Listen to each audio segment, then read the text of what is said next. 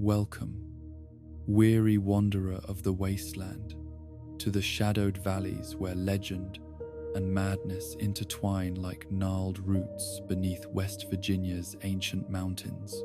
Tonight, we descend into the complete chronicle of the Mothman cult. From the first terrified glimpses of red eyes in November darkness, to the apocalyptic visions that preceded nuclear fire. This is a tale of believers and skeptics, of prophecy and delusion, of how humanity's desperate search for meaning in chaos births both salvation and damnation. So, settle deep into your sanctuary. Let the desert wind carry away your conscious thoughts, and drift with us into the haunting mythology of those who worshipped the harbinger of doom. The morning of November 12th, 1966, dawned grey and bitter over the hills of Clendenin, West Virginia, where 5 men had gathered in the town's ancient cemetery to perform the somber duty that connects all human communities across time: the digging of a grave. The earth was hard with the first touch of winter frost, and their shovels rang against stones worn smooth by centuries of Appalachian weather, each strike echoing off the weathered headstones that marked the final resting places of generations who had called these mountains home. Thomas Mackenzie wiped sweat from his brow despite the cold, pausing in his work to catch his breath while his companions continued their methodical excavation.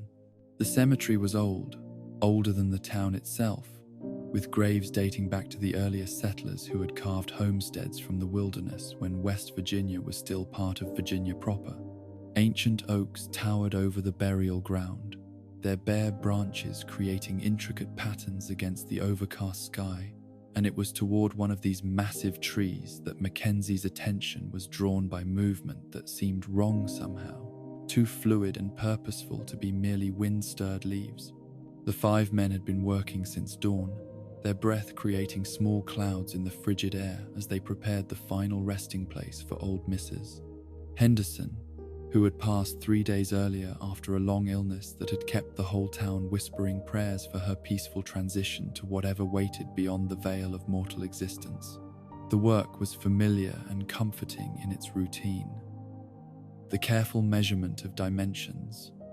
the steady rhythm of shovels biting into earth, the quiet conversation that helped pass the hours while honoring the solemnity of their task. But the movement in the oak tree was neither familiar nor comforting. Mackenzie stopped his digging entirely, his shovel forgotten in his hands, as he watched what appeared to be a large, brown figure shifting among the upper branches with an agility that defied identification. His companions noticed his distraction and followed his gaze upward, their own work grinding to a halt as they tried to make sense of what they were seeing among the skeletal limbs of the ancient tree. The creature, for creature it surely was despite its impossible size and behavior, moved through the branches with the fluid grace of something born to aerial navigation, yet its form was wrong for any bird native to West Virginia's mountains. Too large, too dark, too human in its proportions to be dismissed as a trick of light and shadow. Mackenzie felt his mouth go dry as he realized that what he was watching possessed characteristics that belonged to no natural classification he could name. Without warning, the brown figure launched itself from the tree with explosive power that sent the bare branches swaying violently in its wake. The 5 men watched in stunned silence as the creature spread wings that seemed impossibly wide for its body size. Wings that caught the grey morning light and revealed themselves to be neither feathered like a bird's nor membrane stretched like a bat's, but something altogether different and disturbing in their alien configuration. The creature's flight path took it directly toward the group of gravediggers, swooping low over their heads with a sound that was part wing beat and part something else entirely, a rushing whisper that seemed to carry meaning just beyond the edge of human comprehension. Mackenzie ducked instinctively, feeling the displacement of air across his scalp as the thing passed overhead. close enough that he could smell something wild and electric that made his skin crawl with primordial recognition of predator presence. As quickly as it had appeared, the creature was gone, disappearing into the distance with the same impossible speed that had characterized its departure from the oak tree. The 5 men stood in the half-dug grave site,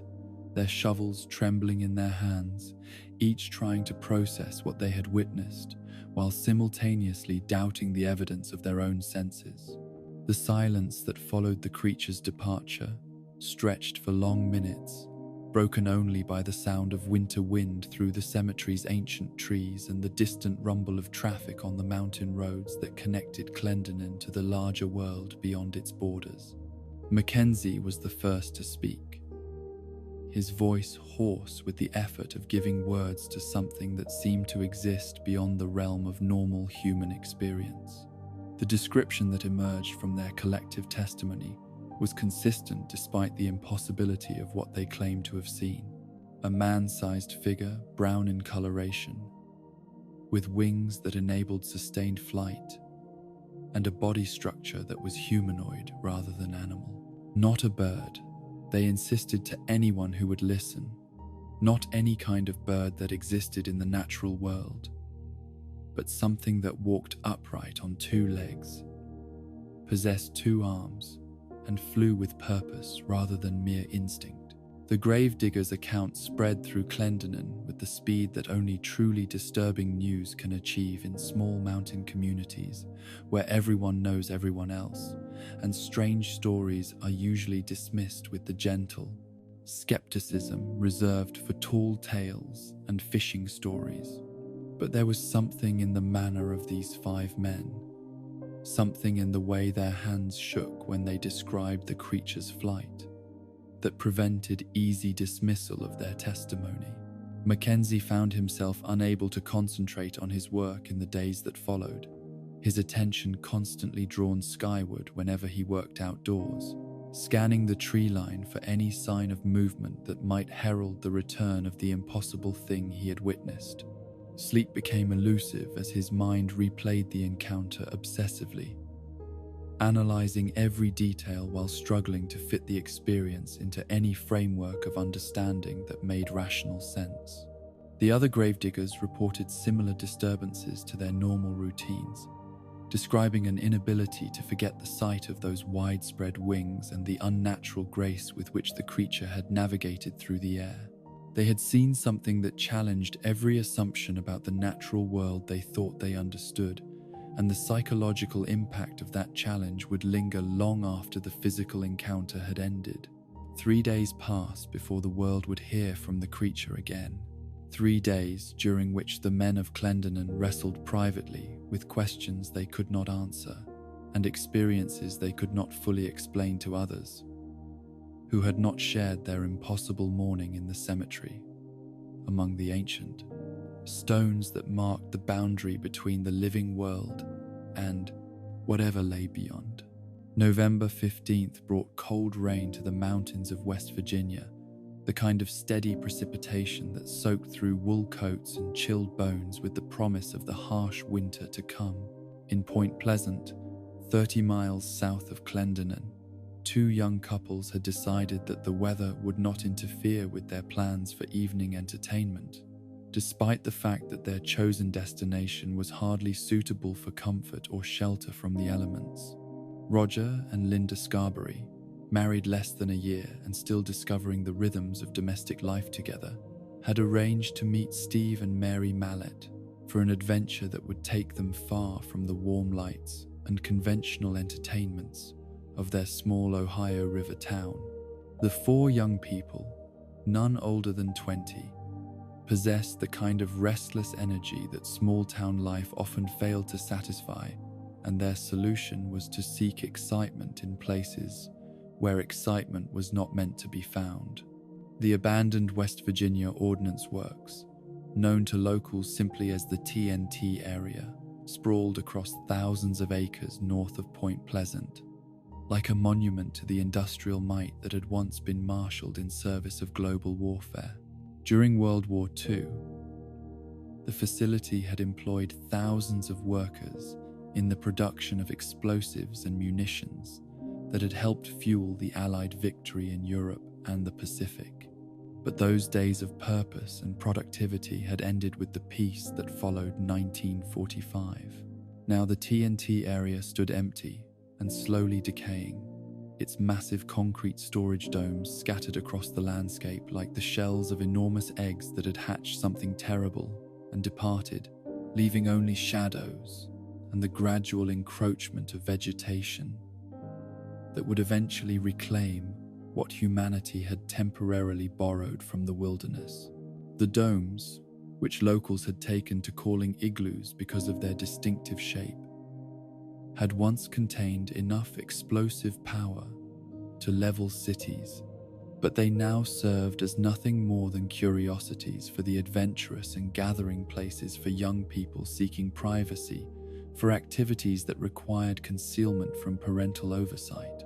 Roger Scarberry drove his car through the darkness along the winding roads that led into the heart of the abandoned facility, his headlights cutting through the rain and illuminating the ghostly outlines of buildings and structures that had been left to the mercy of weather and time. The road surface was cracked and potholed from years of neglect, and navigation required careful attention to avoid the worst hazards that might damage his vehicle or leave them stranded in a place where help would be difficult to summon. Linda sat beside him in the passenger seat, alternating between excitement at their clandestine adventure and nervousness about venturing into a place that felt haunted by its own abandoned purpose. The TNT area had acquired a reputation among local young people as both a playground and a danger zone, a place where the normal rules of civilized behavior could be temporarily suspended, but where the consequences of carelessness might prove more serious than in more conventional settings. In the back seat, Steve and Mary Mallet shared the mixture of anticipation and apprehension that characterized all expeditions into forbidden territory. They had visited the TNT area before, drawn like many of their generation to the romance of exploration and the thrill of transgression that came with trespassing on government property that had been abandoned but not officially released for public use. The concrete igloo they selected for their midnight rendezvous was one of dozens scattered throughout the facility, its curved walls still solid despite 2 decades of weathering, and its interior still dry enough to provide shelter from the rain that continued to fall steadily outside. The structure was large enough to accommodate their small group comfortably, and its remote location ensured the privacy that their plans required. But as they settled into their temporary sanctuary, Linda Scarberry became aware of something that transformed their romantic adventure into an encounter with the inexplicable. Through the entrance of the concrete dome, she could see the skeletal remains of the old North power plant that had once provided electricity for the munitions facility, its rusting iron girders creating geometric patterns against the night sky. Perched motionless among those girders was something that should not have existed, something that challenged every assumption Linda had ever made about the natural world and the creatures that inhabited it. 2 large, glowing red eyes stared back at her from the darkness, eyes that seemed to burn with their own internal fire and possessed an intelligence that felt alien and disturbing in its focused attention. The creature that supported those impossible eyes was massive, easily 7 feet tall even in its crouched position among the iron framework of the power plant. Its body structure was humanoid enough to be recognizable as something that walked upright and possessed limbs arranged in familiar patterns, but the proportions were wrong in ways that created immediate discomfort in anyone who observed them closely. Most disturbing of all were the wings, vast appendages that hung folded against the creature's sides like a dark cape, but which clearly possessed the structure and musculature necessary for sustained flight. The wings were neither feathered like those of birds nor stretched with membrane like those of bats, but seemed to be composed of something altogether different that defied easy categorization or comparison to any known form of natural life. Linda's scream of terror cut through the rain-soaked night like a blade, instantly alerting her three companions to the presence of something that transformed their secret rendezvous into a nightmare of otherworldly encounter. Roger, Steve, and Mary followed her terrified gaze toward the power plant and found themselves staring at the same impossible sight that had stripped away Linda's composure and replaced it with primal fear. The creature's response to their discovery was immediate and terrifying. It spread its enormous wings with fluid grace that spoke of predatory confidence, revealing their true size to be even more impressive than their folded state had suggested. The wingspan seemed to stretch impossibly wide, creating a silhouette against the cloudy sky that resembled nothing so much as a fallen angel preparing for either salvation or damnation. Without warning, the creature launched itself from its perch among the rusting girders, its wings catching the night air with a sound like thunder muffled by distance. Its flight was not the erratic, instinct-driven movement of startled wildlife, but the purposeful navigation of something that possessed intelligence and intention in its aerial maneuvers. The four young people abandoned their romantic plans, with the speed that only absolute terror can inspire, racing toward Roger's car, with the desperate urgency of prey animals fleeing from a predator whose capabilities they could not begin to estimate. Roger's hands shook as he fumbled with his keys, the simple task of starting the engine suddenly complicated by the adrenaline that coursed through his system and the knowledge that something impossible was stalking them through the darkness. The car's engine roared to life just as the creature completed its descent from the power plant, landing somewhere behind them with an impact that seemed to shake the ground despite the distance involved. Roger gunned the accelerator without waiting to see exactly where their pursuer had settled, his tires spinning momentarily on the wet pavement before finding traction and launching them toward the relative safety of the main road. But safety proved to be an illusion, and the main road offered no sanctuary from the horror that had discovered them at the abandoned munitions facility. As Roger's car raced through the night at speeds that would have been reckless under normal circumstances but felt merely adequate given their supernatural pursuer, the rearview mirror revealed a sight that would haunt all four witnesses for the remainder of their lives. Two glowing red eyes followed them through the darkness, swaying left and right with the fluid motion of something that flew rather than ran, maintaining a pace that matched their automobile despite Roger's increasingly desperate attempts to outdistance their aerial stalker. The speedometer climbed past 60 miles per hour, then 70, then 80, but still the eyes remained visible in the mirror, neither falling behind nor drawing closer, but maintaining a constant distance that spoke of deliberate intent rather than mere coincidental direction. Roger pressed the accelerator to the floor, coaxing every possible ounce of performance from his vehicle as the speedometer needle swept past 100 miles per hour, a velocity that transformed the rain-slicked mountain roads into a potentially lethal challenge that required complete concentration to navigate safely. But even at this extreme speed, the red eyes continued their pursuit, swaying hypnotically from side to side in the rearview mirror like twin flames that burned with supernatural persistence. The chase continued for what felt like hours but was probably only minutes, time distorted by the adrenaline and terror that had replaced rational thought in all four passengers. Linda sobbed quietly in the front seat, her face buried in her hands as she struggled to process the impossible reality of their situation. Steve and Mary clung to each other in the back seat, their young faces pale with shock as they watched their familiar world transform into something that belonged in nightmares rather than normal human experience. Only when the lights of Point Pleasant began to appear ahead of them did the pursuit finally end. the red eyes vanishing as suddenly as they had appeared, leaving the four witnesses alone with their racing hearts and the impossible memories that would define the rest of their lives. Roger allowed his speed to drop gradually as they entered the outskirts of their hometown, the familiar streets and buildings seeming dreamlike after their encounter with something that existed outside the boundaries of ordinary reality. They pulled into a parking lot beneath the reassuring glow of streetlights,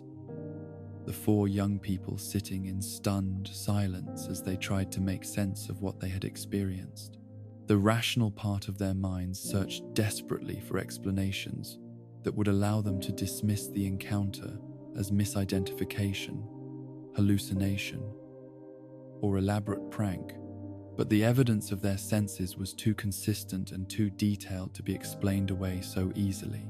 After several minutes of whispered conversation that failed to produce any satisfactory alternative explanations, they made the decision to return to the TNT area, to confirm that their experience had been real rather than imagined. Perhaps in the calmer atmosphere of reflection, they reasoned they would be able to identify their pursuer as nothing more than a large bird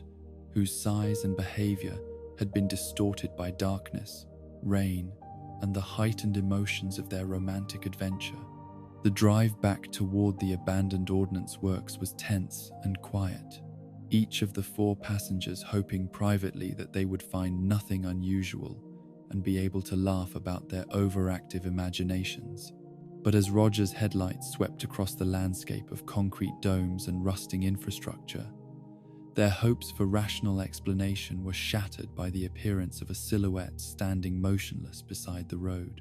The figure was unmistakably humanoid in its proportions, standing upright on two legs with its arms at its sides. But its size was wrong for any human being, too tall and too broad to be dismissed as a hitchhiker or fellow trespasser. As the car's headlights illuminated the figure more clearly, the passengers found themselves staring once again into those impossible red eyes that burned with their own internal fire, eyes that seemed to look directly into their souls and find them wanting. Roger slammed on the brakes without conscious thought, the car's tires screaming against the wet pavement as momentum carried them to a halt only yards from the creature that had somehow relocated itself from the power plant to intercept their return journey. The four witnesses sat frozen in their seats, transfixed by the sight of something that should not have existed, but which stared back at them with an intelligence that was clearly not human, yet undeniably real. Without warning or visible preparation, the creature launched itself vertically into the air with explosive force that defied every law of physics and biology that the witnesses thought they understood. Its ascent was not the labored struggle of something fighting against gravity, but the effortless rise of something for whom the bonds of Earth were merely suggestions to be ignored at will. In seconds, it had disappeared into the low-hanging clouds that covered the West Virginia sky, leaving behind only the memory of impossible flight and the knowledge that the world contained mysteries that human understanding was not equipped to comprehend. The drive back to Point Pleasant proceeded in complete silence, each passenger lost in private contemplation of experiences that would fundamentally alter their relationship with reality for the remainder of their lives. They had encountered something that existed outside the normal categories of natural life, something that possessed capabilities and characteristics that challenged every assumption about the possible and the impossible. Sheriff George Johnson was roused from sleep by the insistent ringing of his telephone at an hour when decent people should have been safely in their beds, dreaming peaceful dreams, untroubled by encounters with the supernatural. The voice on the other end of the line belonged to Roger Scarberry, and the story he told was so fantastic and disturbing that Johnson's first instinct was to dismiss it as the product of alcohol, drugs, or elaborate hoax designed to waste police time and resources. But something in Scarberry's voice, some quality of genuine terror and confusion that could not easily be faked, convinced the sheriff to take the report seriously enough to warrant investigation. Within 2 hours of receiving the call, Johnson and his deputy Miller Holstead were driving through the rain-soaked darkness toward the abandoned TNT area, their patrol car's headlights cutting through the night as they searched for evidence of the creature that 4 terrified young people claimed to have encountered. The search yielded nothing that could be classified as physical evidence of supernatural presence. No tracks or droppings or disturbed vegetation that might confirm the existence of a 7-foot-tall winged humanoid. The power plant showed no signs of recent occupation. The concrete igloos contained nothing more threatening than accumulated rainwater and the detritus of previous trespassing expeditions, and the roads bore no marks that could not be explained by normal vehicular traffic. Yet Johnson found himself unable to dismiss entirely the possibility that something unusual had occurred in the abandoned ordnance works that night. The 4 witnesses were young but not particularly imaginative, residents of a community where elaborate pranks and attention-seeking behavior were quickly exposed and harshly judged. Their terror had been genuine, their descriptions consistent, and their obvious reluctance to share their story publicly suggested that they were not motivated by desires for fame or notoriety. The decision to hold a press conference the following morning was motivated by Johnson's understanding that stories like this one could not be contained through official silence, that attempts to suppress or discredit the witnesses would only fuel speculation and rumor that might prove more damaging than honest acknowledgement of the incident. Better to present the facts as reported and allow the public to draw their own conclusions than to create an atmosphere of conspiracy and cover-up that would inevitably attract more attention than the original sighting. The November 16th edition of the Point Pleasant Register carried the headline that would transform a local incident into regional sensation and eventually national phenomenon. The article, written with the careful neutrality that characterized responsible journalism, presented the witness's account without editorial comment or attempts at explanation, allowing readers to form their own opinions about the credibility of the reported encounter. The response was immediate and overwhelming, transforming Point Pleasant from a quiet river town, known primarily for its role in regional commerce, into the epicenter of something that defied easy categorization as either news story or entertainment. The creature described by the 4 witnesses was dubbed Mothman by local residents, a name that captured both its winged nature and its vaguely humanoid appearance while acknowledging the impossibility of fitting it into any recognized taxonomic category. Linda Scarberry's hospitalization the same day the article appeared served as stark reminder that their encounter had produced consequences far beyond mere curiosity or entertainment value. Her nervous breakdown, triggered by the stress of reliving the experience through repeated questioning and the sudden public attention focused on her personal life, required medical intervention and psychiatric care that would continue for months after the initial incident. For Linda and her 3 companions, the Mothman was not a subject for speculation or debate, but a source of genuine trauma that had invaded their lives without invitation and transformed their understanding of reality in ways that proved difficult to integrate into normal psychological functioning. The newspaper article that treated their experience as curiosity represented to them a trivialization of genuine terror that had left permanent scars on their mental and emotional well-being.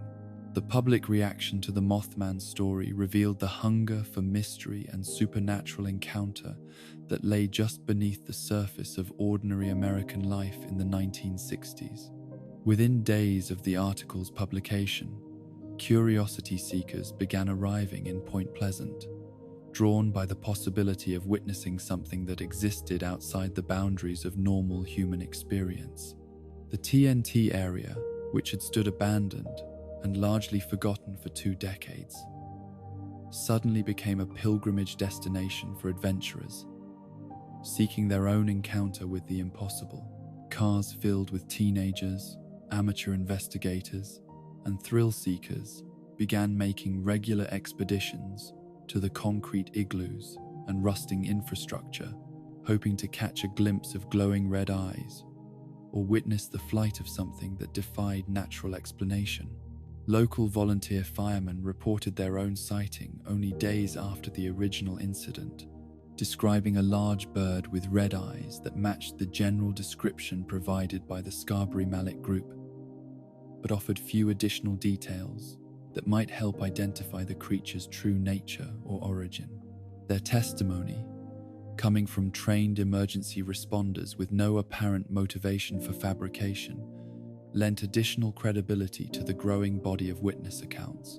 The transformation of Point Pleasant from skeptical observer to active participant in the Mothman phenomenon occurred gradually, but inevitably,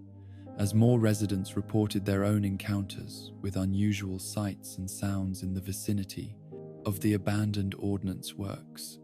What had begun as isolated incident became community experience, binding the town together through shared exposure to something that challenged their collective understanding of the possible and the real. But even as excitement and curiosity grew, so too did the awareness that they had become part of something larger and potentially more dangerous than mere local legend. The creature that had terrified 4 young people on a rainy November night had awakened something in the community consciousness that would not easily be put back to sleep, something that would transform Point Pleasant from a place where nothing unusual ever happened into a location where the unusual had become almost routine. The stage was set for 13 months of encounters, investigations, and escalating strangeness that would culminate in tragedy and transform a local mystery into enduring mythology. The Mothman had announced its presence to the world, and the world was preparing to respond with fascination, fear, and the desperate human need to find meaning in the inexplicable. The arrival of the men in black began as whispered rumors in the diners and barbershops of Point Pleasant. Stories passed between neighbors who had heard from friends of friends that something strange was happening to people who claimed to have seen the Mothman. At first, these accounts seemed no more credible than the creature sightings themselves, dismissed by skeptics as the natural evolution of one impossible story,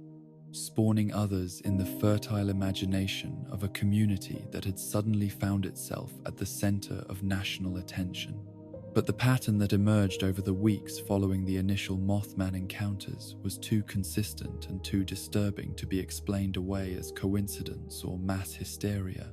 Within days of someone reporting a sighting of the winged creature, they would receive a visit from strangers whose appearance and behavior seemed calculated to intimidate rather than investigate, men who arrived without warning and departed without explanation, leaving behind only questions and a growing sense of unease.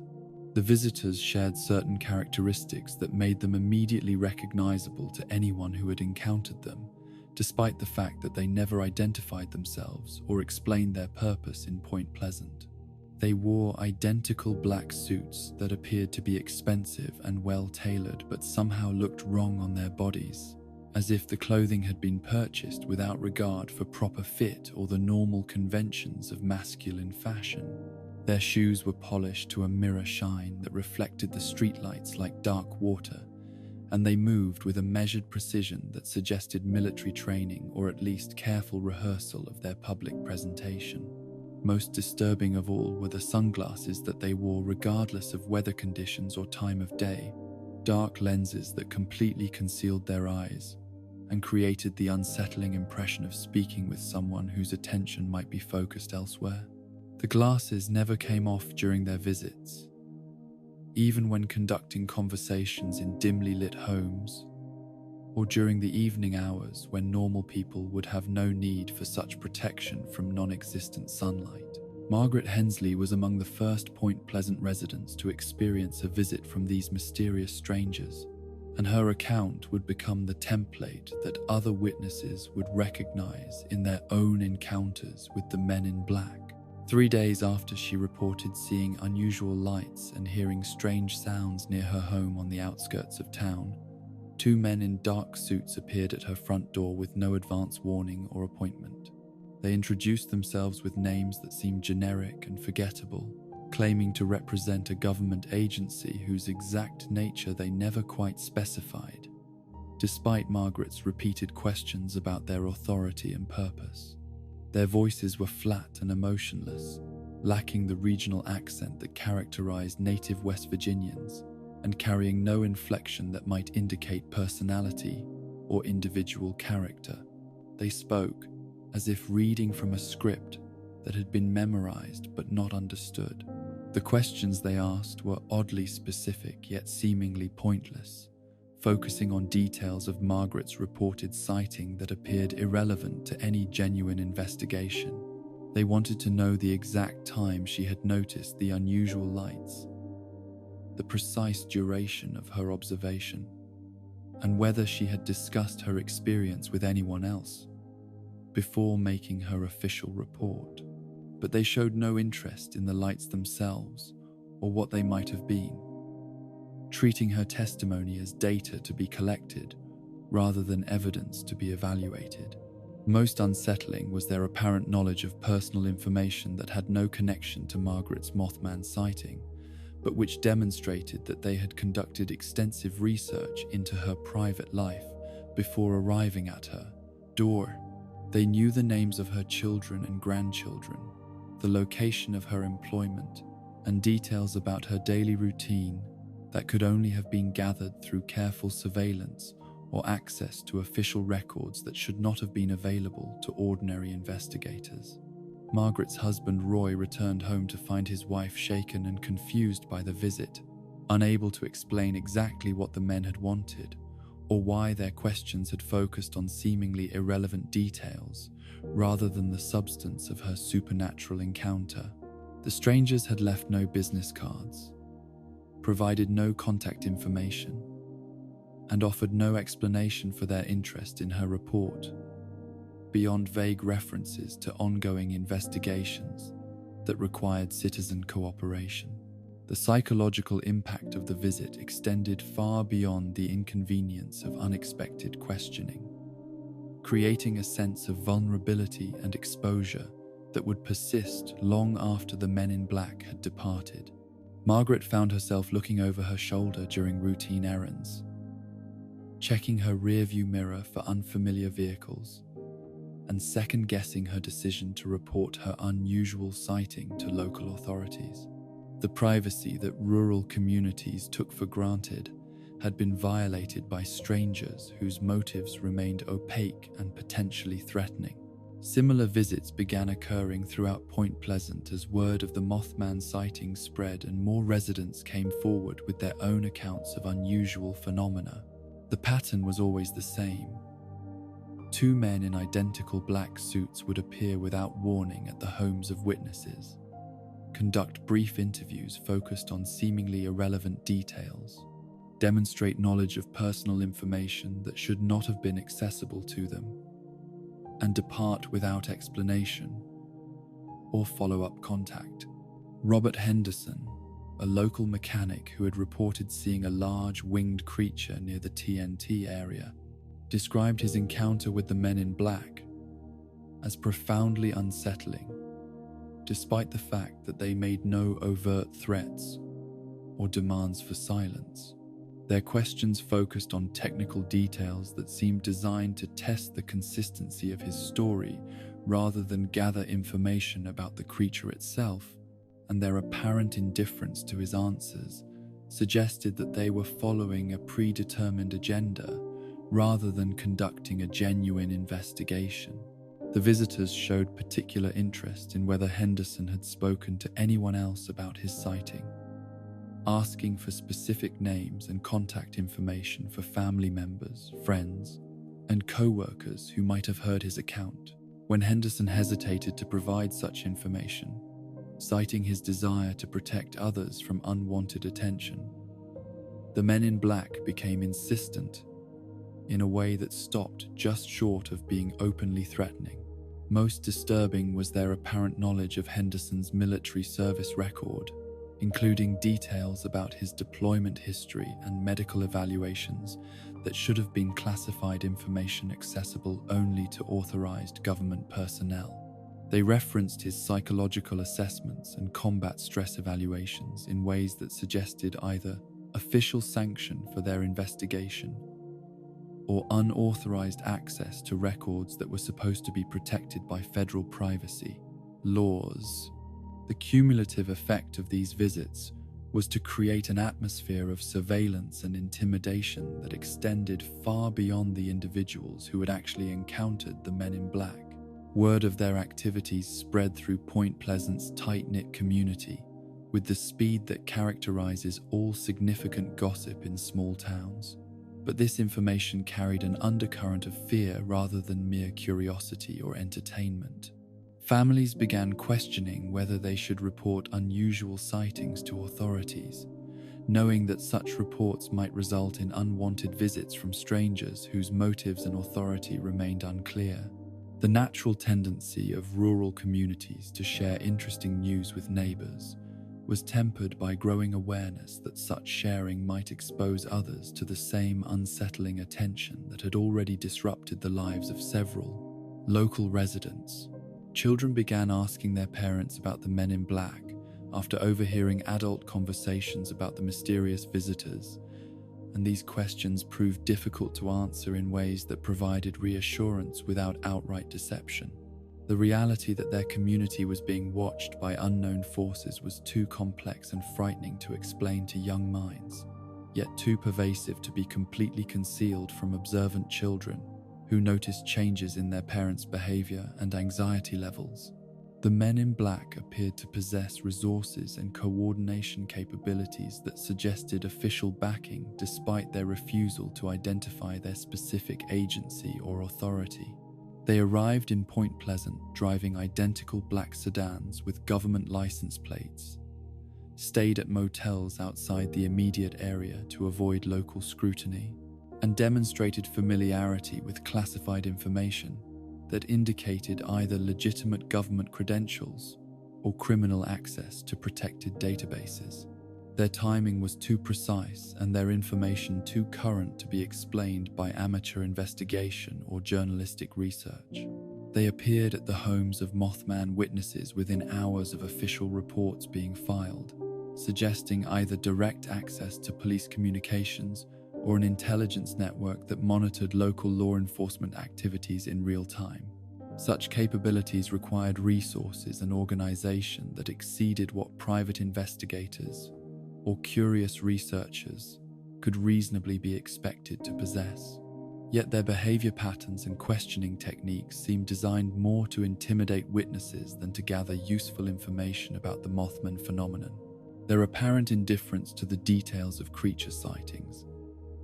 combined with their intense focus on witness credibility and communication patterns, suggested that their primary objective was suppression rather than investigation. They seemed less interested in understanding what people had seen than in discouraging them from talking about it. The psychological warfare aspect of their operations became apparent as patterns emerged in their treatment of different types of witnesses. Individuals who had shared their Mothman encounters widely before making official reports received more aggressive questioning and longer visits than those who had remained relatively quiet about their experiences.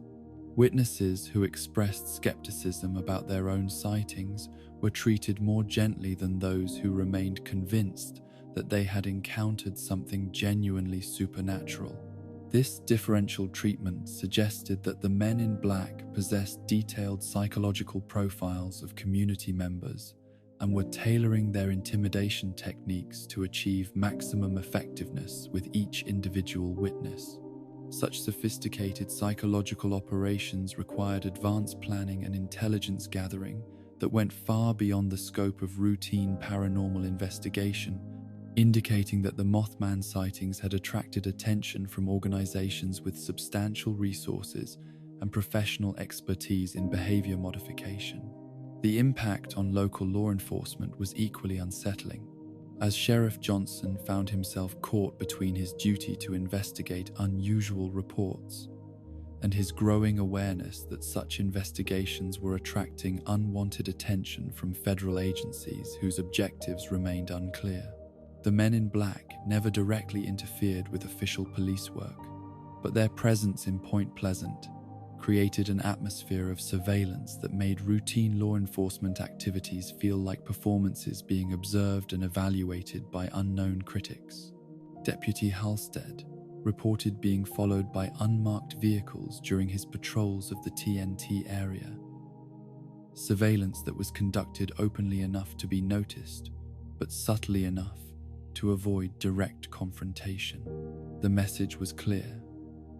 Local law enforcement was being monitored by forces whose authority superseded county jurisdiction, and any attempts to investigate too deeply into the Mothman phenomenon might result in more direct intervention. The community's response to the Men in Black phenomenon revealed the deep divisions that had begun to emerge within Point Pleasant regarding the Mothman sightings themselves. Residents who had initially been excited by the possibility of supernatural encounters in their quiet town began to question whether such attention was worth the loss of privacy and security that accompanied visits from mysterious government agents. Business owners who had hoped to capitalize on Mothman tourism found their enthusiasm tempered by awareness that their community was now under surveillance by forces whose objectives might not align with local economic interests. The presence of federal agents, regardless of their specific purpose or authority, suggested that Point Pleasant had become involved in matters that extended far beyond simple paranormal curiosity and into realms of national security or classified research. Religious leaders struggled to provide guidance to congregation members, who sought spiritual interpretation of both the creature sightings and the government response to those sightings. The theological implications of supernatural encounters were complex enough, without adding the additional burden of understanding why such encounters might threaten established authority structures to the point of requiring intimidation, tactics against ordinary citizens. The Men in Black created a climate of self-censorship that proved more effective than any direct prohibition against discussing Mothman sightings. Residents began modifying their accounts of unusual encounters to emphasize natural explanations and minimize supernatural elements, not because they had changed their minds about what they had witnessed, but because they feared the consequences of maintaining their original testimonies in the face of government scrutiny. Families developed code words and subtle signals for discussing sensitive topics when they suspected their conversations might be monitored, a level of operational security that seemed absurd in a rural West Virginia community, but felt necessary given the demonstrated capabilities of their mysterious watchers. The psychological impact of living under surveillance, even indirect surveillance, began to erode the social cohesion that had traditionally characterized small-town life in the region. The transformation of Point Pleasant from a community united by shared experience of the extraordinary into a population divided by fear and suspicion represented a victory for whatever organization had deployed the Men in Black, regardless of their specific objectives or authority. The witnesses who had bravely shared their encounters with the impossible were now reluctant to discuss their experiences even among family and close friends, effectively silencing the very voices that might have provided insight into the true nature of the Mothman phenomenon. As winter deepened and the visits from Men in Black became routine rather than shocking, the community settled into an uneasy equilibrium between curiosity about their supernatural visitor and fear of the human authorities who had claimed jurisdiction over such encounters. The stage was set for escalation on both fronts, with the Mothman continuing to appear to those brave enough to seek it out, while the Men in Black refined their techniques for ensuring that such encounters remained private rather than public, isolated rather than shared. forgotten rather than investigated. The price of encountering the impossible had been established not through supernatural threat, but through very human intimidation. And Point Pleasant was learning that some mysteries were too dangerous to solve, some questions too risky to ask, and some truths too costly to speak aloud in a world where watchers lurked behind dark sunglasses and took notes on the dreams and fears of ordinary people who had glimpsed something extraordinary. The afternoon of December 15th, 1967, arrived in Point Pleasant with the deceptive normalcy that often precedes catastrophic events, the kind of ordinary Friday that finds communities across America settling into the comfortable rhythms of weekend preparation.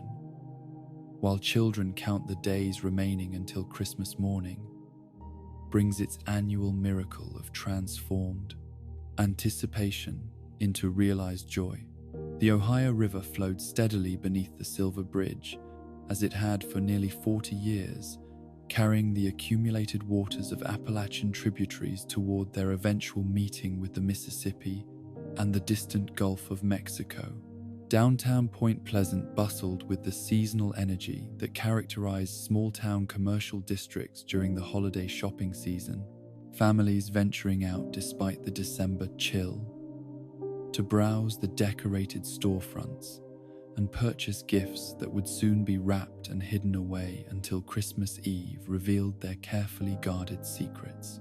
The merchants who had worried about the impact of Mothman publicity on their businesses found their concerns temporarily forgotten in the rush of customers seeking last-minute additions to their holiday preparations. Margaret Henderson locked the front door of Henderson's Dry Goods at precisely 5:30, her day's work complete, and her thoughts already turning toward the evening meal that waited at home, where her husband Roy would be expecting his usual Friday night pot roast with vegetables from their own garden. The store had enjoyed a profitable day serving customers whose Christmas shopping had brought them into town from the surrounding rural areas, and Margaret felt the satisfaction that comes from honest work well done in service of neighbors and friends. The Silver Bridge stretched across the Ohio River, like a monument to the engineering optimism that had characterized American infrastructure development during the 1920s, when the nation's confidence in technological progress had seemed justified by every successive triumph of design over the natural obstacles that had previously limited human ambition. Built in 1928 at a cost that had strained the budgets of local governments on both sides of the river, the bridge represented the triumph of connectivity over isolation, progress over stagnation, and shared prosperity over the economic limitations that geographical barriers had traditionally imposed. The bridge's design reflected the aesthetic sensibilities of its era, with graceful suspension cables stretching between tall towers that rose from the riverbed like industrial cathedrals celebrating humanity's conquest of natural forces. The roadway suspended between those towers had been engineered to accommodate the traffic patterns and vehicle weights that characterized American transportation in the late 1920s, when the Ford Model T represented the pinnacle of automotive design, and the heaviest trucks rarely exceeded the carrying capacity of modern passenger vehicles. But 4 decades of technological progress had transformed the American transportation landscape in ways that the bridge's original designers could never have anticipated, creating stresses and demands that exceeded the structure's intended capacity, while revealing design flaws that had remained hidden during the lighter traffic loads of earlier decades. The average passenger car of 1967 weighed nearly 3 times as much as the Model T that had dominated American roads when the bridge was new, and the commercial vehicles that regularly crossed the span carried loads that would have seemed impossible to the engineers who had calculated the structure's original stress tolerances. The afternoon rush hour began as it did every Friday, with workers from both sides of the river converging on the Silver Bridge as they made their way home to suburban communities that had grown and prospered during the post-war economic boom that had transformed small-town America into something more complex and interconnected than previous generations had known. The bridge carried not just vehicles, but the hopes and dreams of families whose daily commutes represented their participation in the broader American narrative of progress and prosperity. Mary Lillian Wintz had spent the afternoon shopping for Christmas presents in the downtown stores that still retained the personal touch and individual character that would soon be displaced by shopping malls and chain retailers, but which, in 1967, still provided the kind of attentive service and community connection that made small-town commerce feel like an extension of neighborly relationships rather than mere commercial transactions. Her packages filled the back seat of her car with carefully wrapped evidence of her love for family members, whose surprised delight would justify the time and expense she had devoted to finding exactly the right gifts. The bridge approach was crowded with vehicles, as Mary joined the stream of commuters, making their way across the Ohio River toward homes where dinner preparations and evening activities awaited. The holiday season had increased traffic beyond normal Friday afternoon levels, with shoppers and visitors adding to the usual complement of workers and residents whose daily routines required them to cross between Ohio and West Virginia multiple times per week. Traffic moved slowly but steadily across the bridge deck, the weight of dozens of vehicles creating stresses that were distributed through the suspension system according to engineering principles that had been proven reliable through decades of successful service. The bridge swayed gently in the December wind, its movement within the normal parameters that characterized all suspension bridges under load, the slight motion hardly noticeable to drivers who had crossed the span thousands of times during their years of residence in the Ohio River Valley. At 17 minutes and 45 seconds past 5 o'clock in the evening, with the winter sun already setting behind the West Virginia hills and streetlights beginning to illuminate the approach roads on both sides of the river, the impossible became inevitable as the structural failure that engineers would later trace to a single defective eye-bar manifested itself in catastrophic chain reaction that transformed routine commute into historical tragedy. The sound came first, a sharp metallic crack that echoed across the water like a gunshot amplified by the acoustic properties of the river valley, followed immediately by the grinding shriek of steel under stress as the bridge's suspension system began to redistribute loads in ways that exceeded its design capacity. The failure propagated through the structure with the speed of mechanical inevitability, each successive component reaching its breaking point and transferring its burden to neighboring elements that were already operating at maximum tolerance. Martha Reynolds, who had been walking along the riverbank with her small dog when the bridge began its collapse, would later describe the sound as unlike anything she had ever heard, a combination of breaking metal and falling masonry that seemed to shake the very foundations of the earth itself. The noise was not the sharp crack of sudden failure, but the prolonged agony of a structure dying by degrees, each component surrendering to forces that had been building for decades. The bridge deck began to buckle and twist as the suspension cables lost their ability to maintain the roadway in its intended position, creating waves and undulations that threw vehicles against the guardrails and each other, while drivers struggled desperately to maintain control of automobiles that were suddenly subject to forces they had never been designed to withstand. The smooth surface that had carried traffic safely for nearly 40 years became a chaotic landscape of twisted metal and broken concrete. Mary Wintz felt her car lurch sideways as the bridge deck tilted beneath her, the Christmas packages in her back seat sliding across the vinyl upholstery, while her steering wheel became useless for controlling a vehicle that was now subject to gravitational forces rather than mechanical ones. Through her windshield, she could see other cars ahead of her, beginning to slide toward the guardrails as the roadway continued its transformation from level transportation surface into something that resembled a funnel, leading inexorably toward the dark water. Below,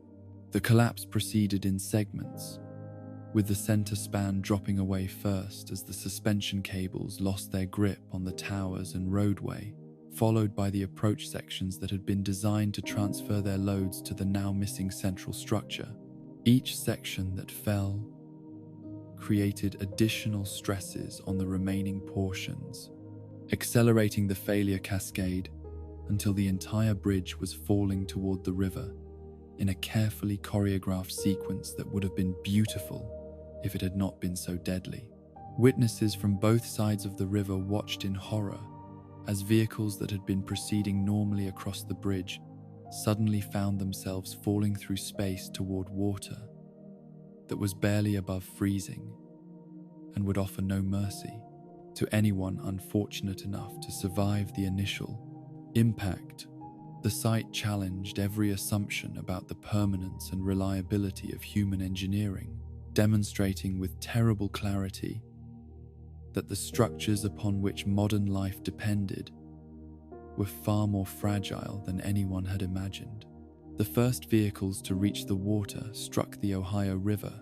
with impacts that crushed their roofs and shattered their windows, trapping passengers inside metal tombs that immediately began sinking toward the muddy bottom while the frigid water rushed in through every opening that the collision had created.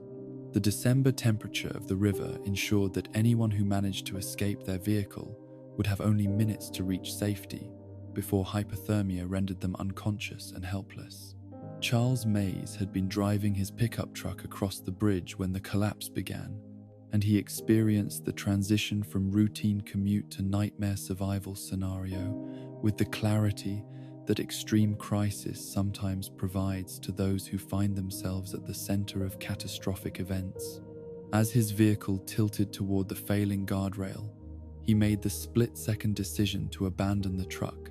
and attempt to reach one of the sections of roadway that remained temporarily connected to solid ground. His leap from the truck to a section of bridge deck that was still attached to the West Virginia approach saved his life, but he found himself stranded on a piece of twisted metal and concrete that was slowly separating from the shoreline. As the collapse continued to propagate through the structure, below him, he could see vehicles disappearing beneath the dark surface of the river, while their drivers and passengers fought desperately against seatbelts and door handles that had been deformed by impact. The water was too cold, and the current too strong for effective rescue operations by anyone without specialized equipment and training. But the urgency of the situation compelled ordinary citizens to attempt heroic interventions that had little chance of success, but represented the best hope available to people who were dying within sight of safety. Boat owners from both sides of the river began launching whatever watercraft they could find, racing against time and temperature to reach survivors before the river claimed them permanently. William Needham, a local businessman who had witnessed the collapse from his office window, commandeered a small motorboat and began navigating through the debris field that had once been a bridge, searching for survivors while trying to avoid the twisted metal and concrete that made the water hazardous for even experienced pilots. The river carried pieces of the bridge downstream with the current, creating an ever-changing obstacle course that required constant attention to avoid collision. The rescue efforts were hampered by darkness, cold, and the chaotic conditions created by the bridge's collapse. But they continued throughout the night as volunteers from both sides of the river refused to abandon their search for anyone who might have survived the initial impact and remained alive in the frigid water. Coast Guard vessels arrived within hours, but the professional rescue capabilities they brought were too late to save most of those who had been trapped in vehicles or overcome by hypothermia. The final death toll of 46 people represented the worst bridge disaster in American history, a tragedy that would transform Point Pleasant from a community known for Mothman sightings into a place forever associated with genuine human catastrophe. The victims included entire families who had been making routine trips across a bridge they had trusted with their lives thousands of times, workers heading home after ordinary days that had ended in extraordinary tragedy, and shoppers whose Christmas gifts would never be opened by recipients who had died with their benefactors. Among the dead was Mary Wintz, whose Christmas packages were recovered from her submerged vehicle days later, the carefully wrapped presents serving as heartbreaking reminders of hopes and plans that would never be fulfilled.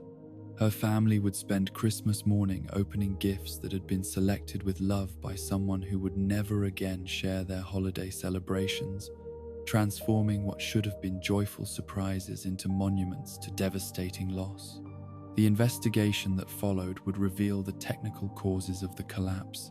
tracing the failure to a single defective eyebar that had been manufactured with a flaw too small to detect with the inspection techniques available in 1928, but large enough to propagate into catastrophic failure under the accumulated stresses of 4 decades of service. The engineering analysis would provide detailed explanations for why the bridge had fallen, but such technical knowledge could not restore the lives that had been lost, or heal the trauma that had been inflicted on a community that had trusted in the permanence of human engineering. The psychological impact of the Silver Bridge collapse on Point Pleasant extended far beyond the immediate grief and loss experienced by families who had lost loved ones in the disaster. The entire community had been forced to confront the fragility of the infrastructure upon which modern life depended, the reality that structures they had taken for granted could fail without warning and with devastating consequences. The bridge had been more than transportation infrastructure. It had been a symbol of progress and connection that linked their community to the broader world. In the immediate aftermath of the collapse, the Mothman seemed like a trivial concern compared to the very real tragedy that had claimed 46 lives and left families devastated by losses that could never be recovered or explained away as misidentification or mass hysteria. The creature that had captured the community's imagination for 13 months suddenly appeared irrelevant when measured against the magnitude of genuine human suffering that required practical response rather than speculative investigation. The men in black, who had terrorized Mothman witnesses with their mysterious visits and intimidating questions, seemed to vanish as completely as the creature they had been investigating. Their interest in Point Pleasant apparently ended by the same disaster that had claimed so many lives and dominated all other concerns. The surveillance and psychological pressure that had characterized their operations gave way to the more immediate needs of rescue, recovery, and rebuilding that tragedy demanded from both official agencies and volunteer organizations.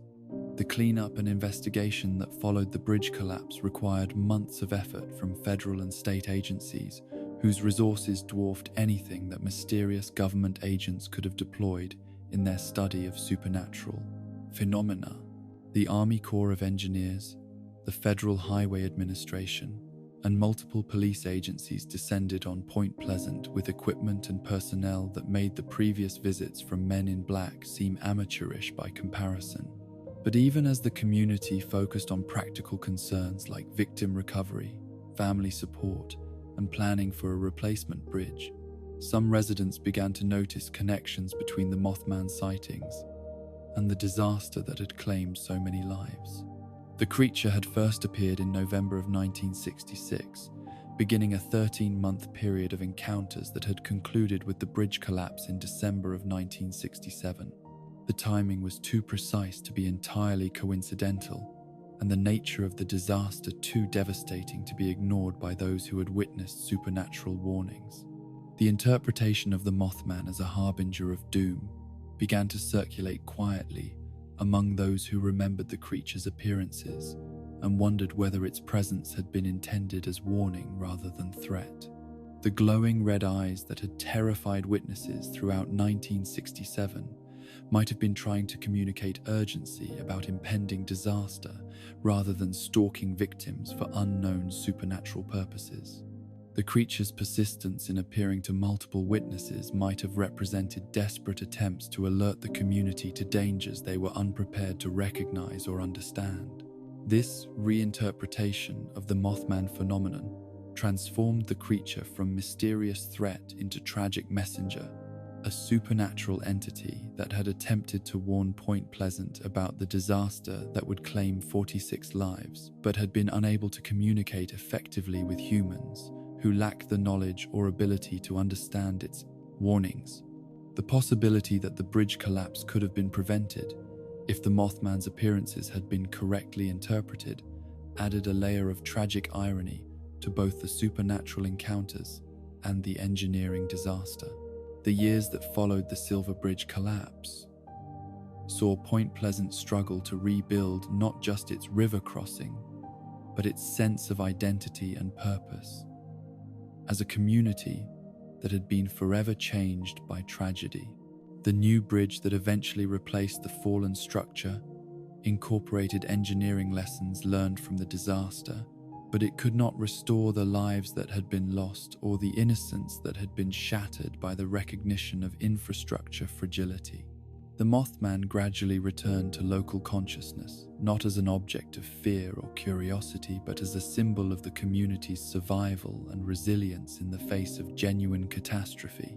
The creature that had once terrorized witnesses became a mascot that represented Point Pleasant's ability to endure tragedy and emerge with renewed purpose and identity. The transformation from monster to protector reflected the community's need to find meaning in both supernatural encounters and human disaster. The Mothman Museum that eventually opened in Point Pleasant would combine commemoration of the bridge collapse victims with celebration of the creature that had become the community's most famous resident, creating a complex memorial that honored both human tragedy and supernatural mystery. Visitors would come to learn about both the engineering failure that had claimed 46 lives and the winged creature that had tried to warn them, finding in the combination of factual disaster and mysterious phenomenon a story that spoke to universal human concerns about mortality, warning, and the limits of technological protection against the unexpected. The annual Mothman Festival that would eventually draw thousands of visitors to Point Pleasant each September would serve as both celebration of supernatural folklore and memorial to bridge collapse victims, demonstrating the community's ability to transform tragedy into tourism while maintaining respect for those who had died in service of others' entertainment and education. The balance between commercialization and commemoration would require constant attention to ensure that neither the creature nor the victims were trivialized in the pursuit of economic development. The Silver Bridge collapse had provided the tragic validation that transformed local Mothman folklore into enduring mythology, creating the narrative foundation that would support decades of tourism, entertainment, and scholarly investigation into the relationship between supernatural warning and human disaster. The creature that had emerged from West Virginia folklore had become inseparable from the engineering catastrophe that had devastated a small river town, binding together supernatural mystery and technological failure in ways that would define Point Pleasant's identity for generations to come. The 46 people who died in the frigid waters of the Ohio River on December 15, 1967, had become unwitting participants in a story that would outlive their individual memories and transform their community's relationship with both the supernatural and the technological forces that shaped modern American life. Their deaths had provided the tragic conclusion that completed the Mothman narrative, while ensuring that their own stories would be forever intertwined with the creature that had tried, perhaps unsuccessfully, to save them from the disaster that claimed their lives. The crisp evening air of October 21st 2076, carried the scent of autumn leaves and the distant promise of winter across the hills of West Virginia, where the world that would soon end in nuclear fire continued its daily routines with the blissful ignorance that characterizes humanity's final moments of normalcy before catastrophe reshapes everything into something unrecognizable and terrible. In the broadcasting studios of Charleston, Stephen H. Patterson adjusted his headphones and prepared to deliver another installment of the radio program that had made him a minor celebrity among lovers of supernatural folklore and regional mystery. Tales from the West Virginia hills had been entertaining audiences for over a decade, with dramatized retellings of local legends and cryptid encounters that drew from the rich folklore of Appalachian communities where ancient beliefs persisted alongside modern technology, creating a cultural landscape where coal miners carried smartphones while still leaving offerings for mountain spirits that their grandparents had known by name. Patterson's genius lay in his ability to transform oral traditions into compelling radio drama that respected the source material while adapting it for audiences who might never visit the remote hollows where such stories originated. The Mothman had become one of Patterson's most requested subjects since the Point Pleasant encounters of 1966 and 67 had elevated a local mystery into national phenomenon, spawning books, documentaries, and countless magazine articles that attempted to explain or debunk the sightings that had terrorized a small river town for 13 months before culminating in the Silver Bridge disaster. Patterson's approach to the Mothman legend differed from journalistic treatments, in that he freely acknowledged the fictional elements he added, while maintaining respect for the genuine experiences of witnesses who had encountered something that challenged their understanding of the natural world. The radio play format allowed Patterson to explore psychological and supernatural themes that straight news reporting could not accommodate,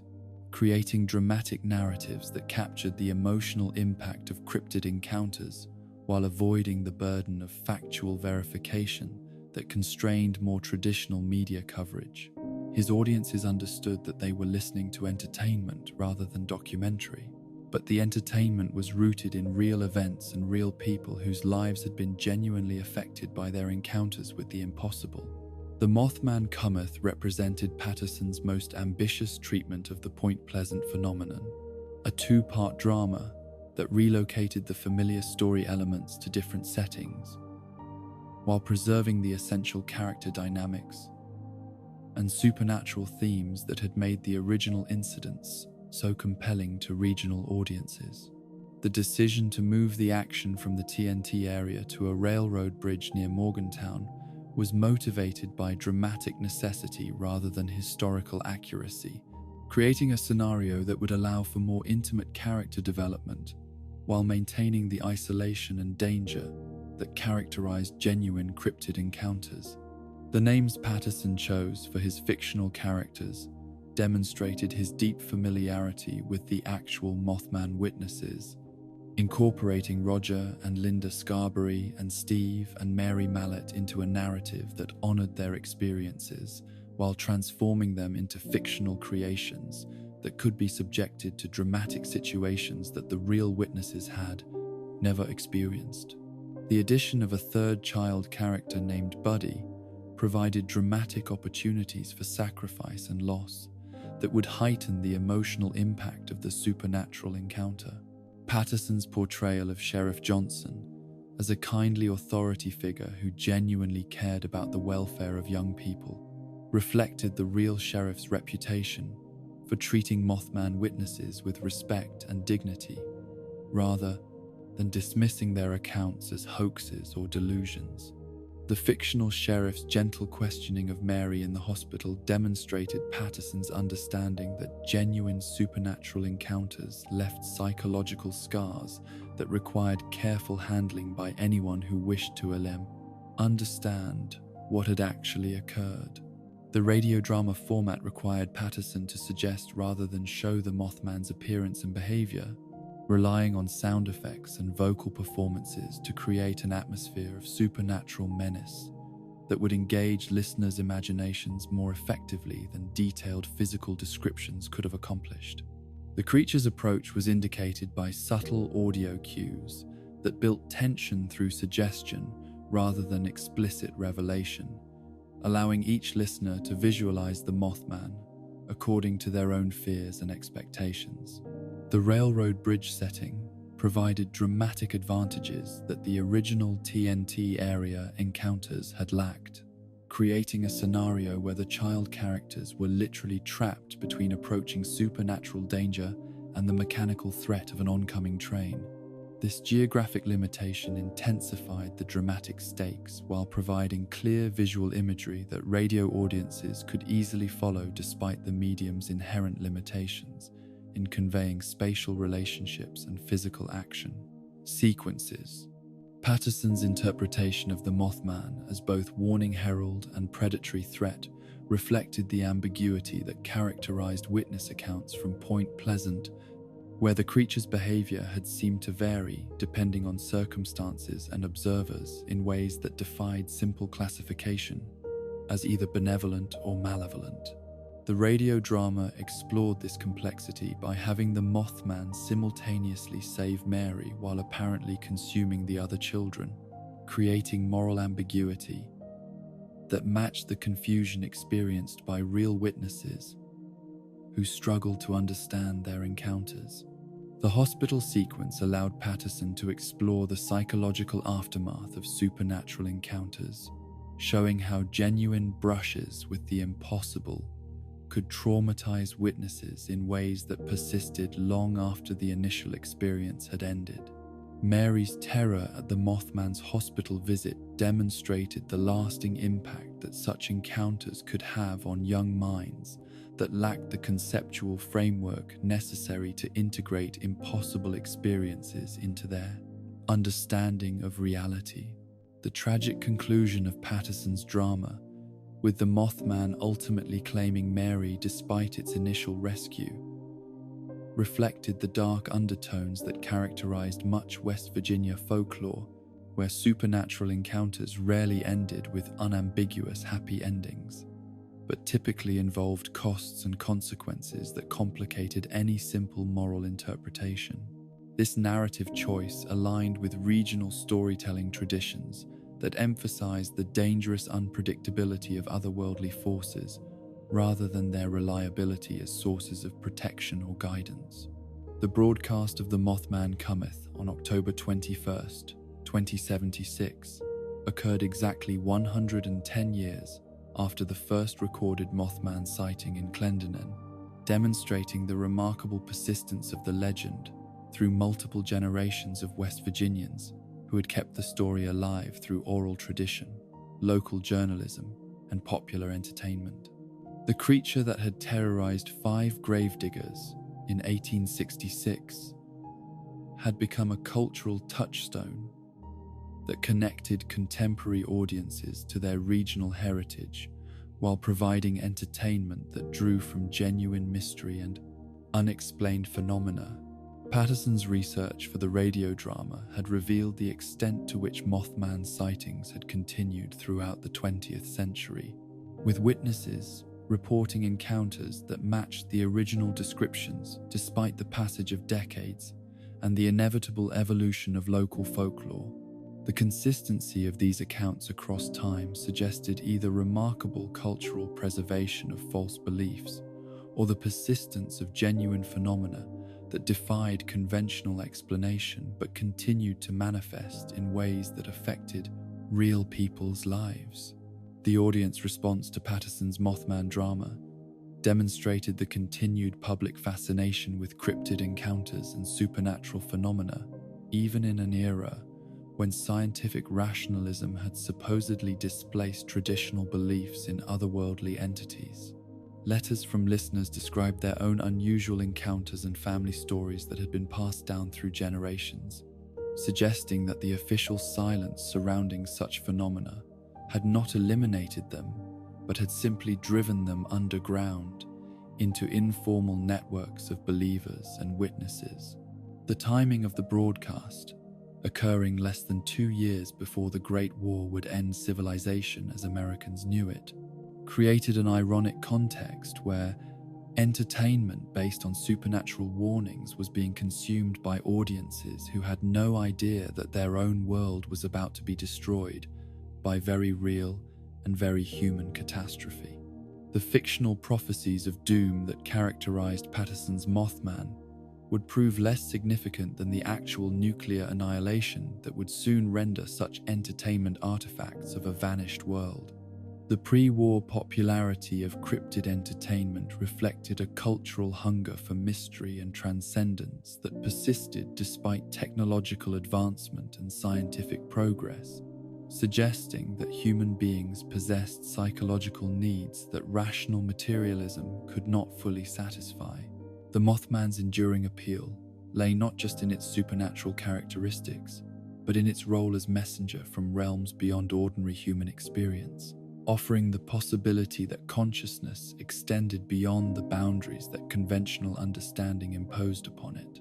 Government awareness of the Mothman phenomenon extended beyond mere entertainment consumption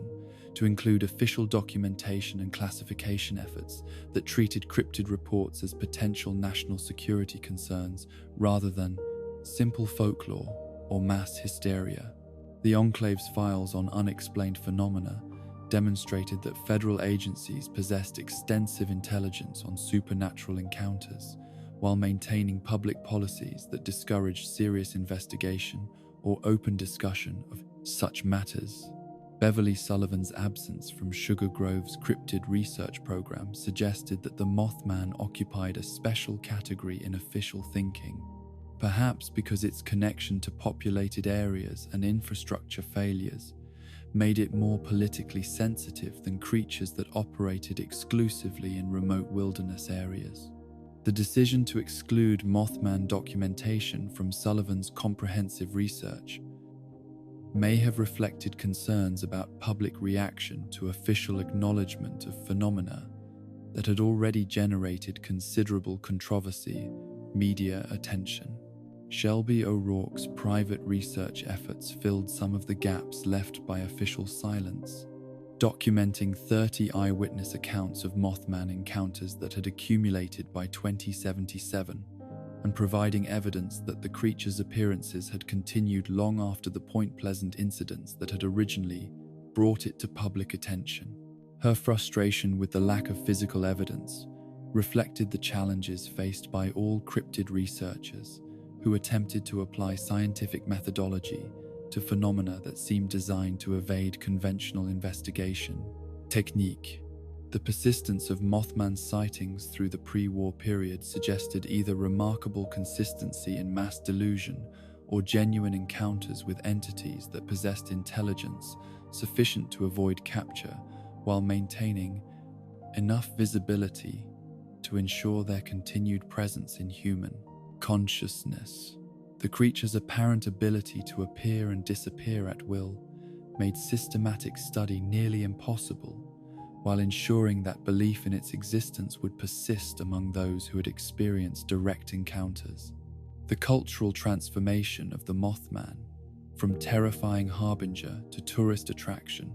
demonstrated humanity's remarkable ability to domesticate even the most disturbing phenomena through commercialization and familiarization, converting sources of genuine fear into objects of curiosity and entertainment. Point Pleasant's embrace of its supernatural celebrity reflected economic pragmatism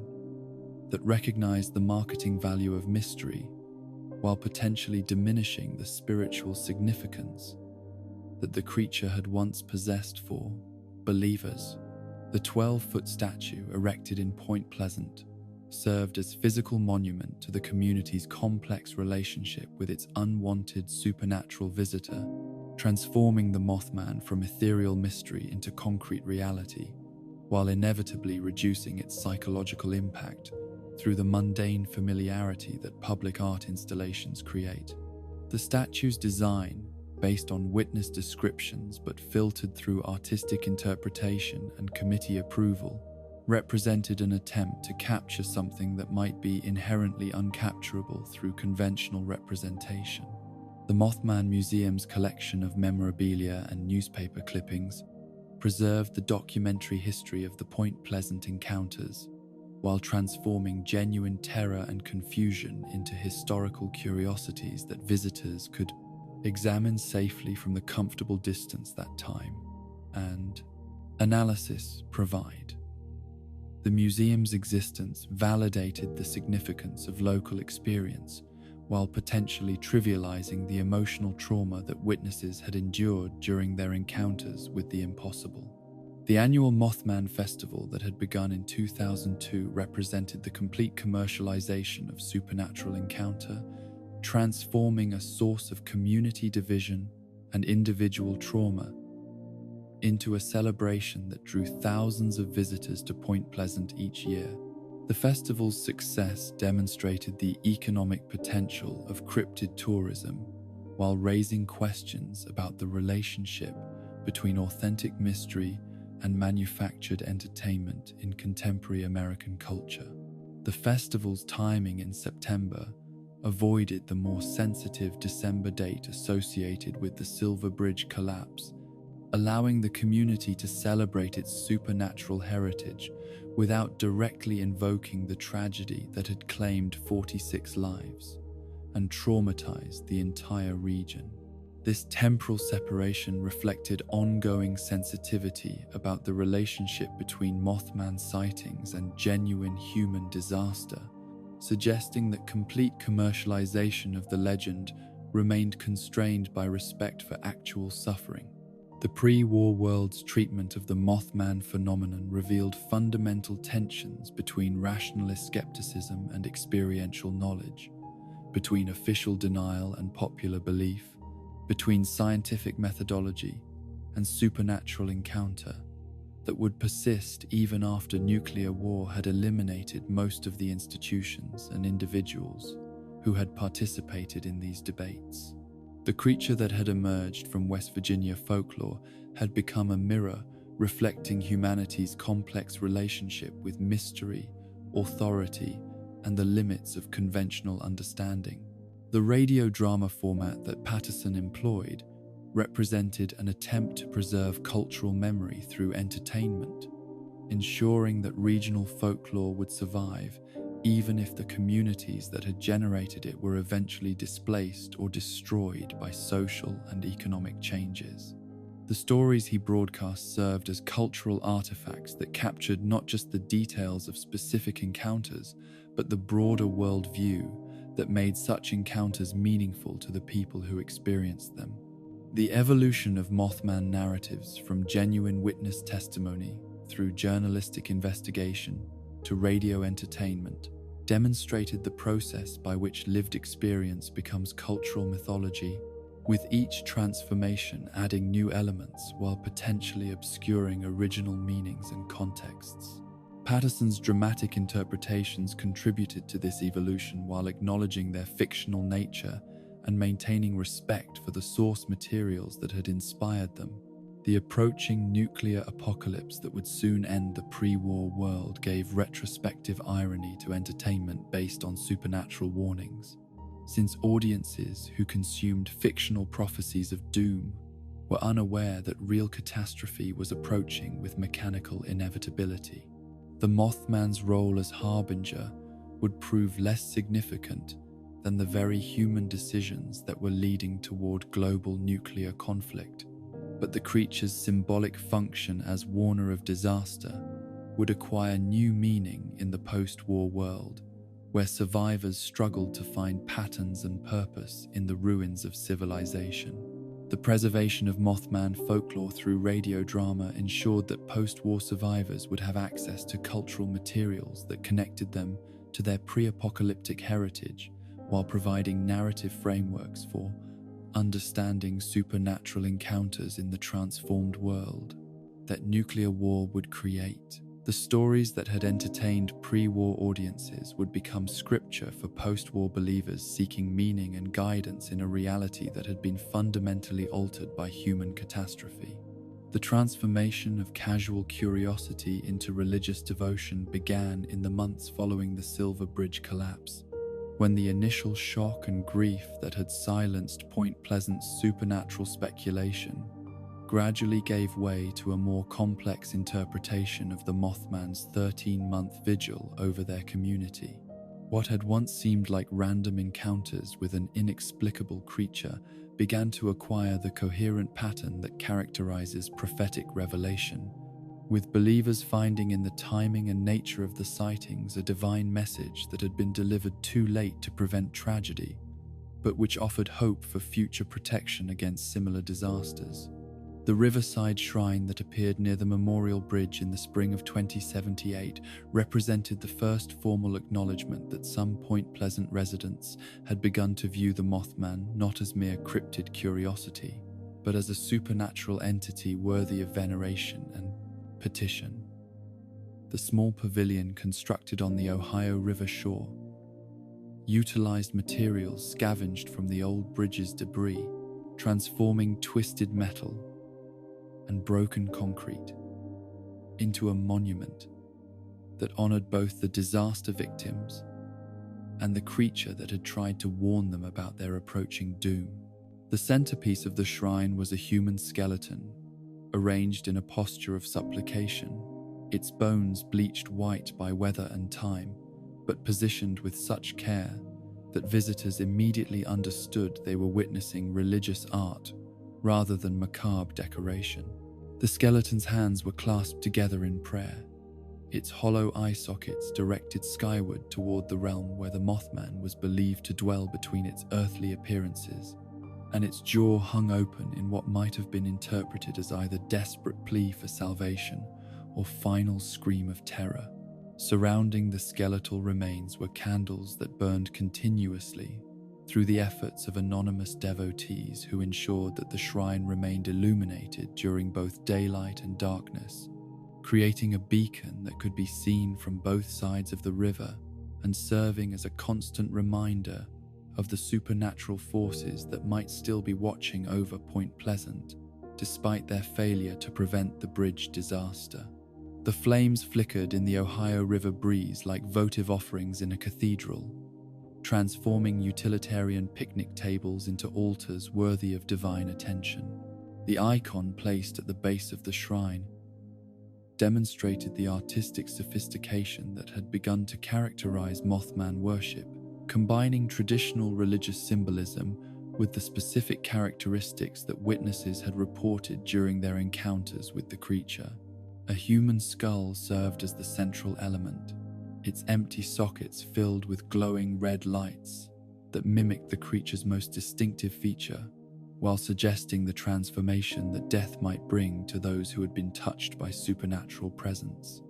Attached to the skull were bird talons that curved downward like the hands of a priest offering benediction, their sharp points speaking to the creature's predatory capabilities, while their positioning suggested protective rather than threatening intent. The talons were crafted from metals salvaged from the collapsed bridge, connecting the Mothman directly to the disaster, while implying that the creature possessed the power to transform destruction into salvation for those who understood its true nature and purpose. Moth wings spread wide from either side of the skull completed the iconographic representation, their delicate structure contrasting with the harsh reality of bone and metal,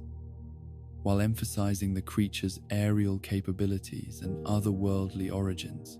The wings were constructed from materials that caught and reflected light in ways that created the impression of movement even in still air, suggesting that the Mothman's presence extended beyond physical manifestation into realms of energy and spirit that ordinary human perception could barely detect. The shrine's location near the Memorial Bridge that had replaced the fallen Silver Bridge created a complex symbolic relationship between past tragedy and future hope, allowing worshippers to honor the dead while simultaneously petitioning for protection against similar disasters. The proximity of the memorial structure to the religious installation suggested that civic remembrance and spiritual devotion could coexist without conflict. each serving different aspects of the community's need to process traumatic experience and find meaning in inexplicable loss. The appearance of Mothman eggs around the shrine provided the first concrete evidence that the creature was not merely a singular entity, but a species capable of reproduction and population growth, transforming individual sightings into ecological phenomenon that implied permanent residence rather than temporary visitation. The eggs were smooth and dark, their surface texture unlike any bird or reptile eggs that local residents had previously encountered,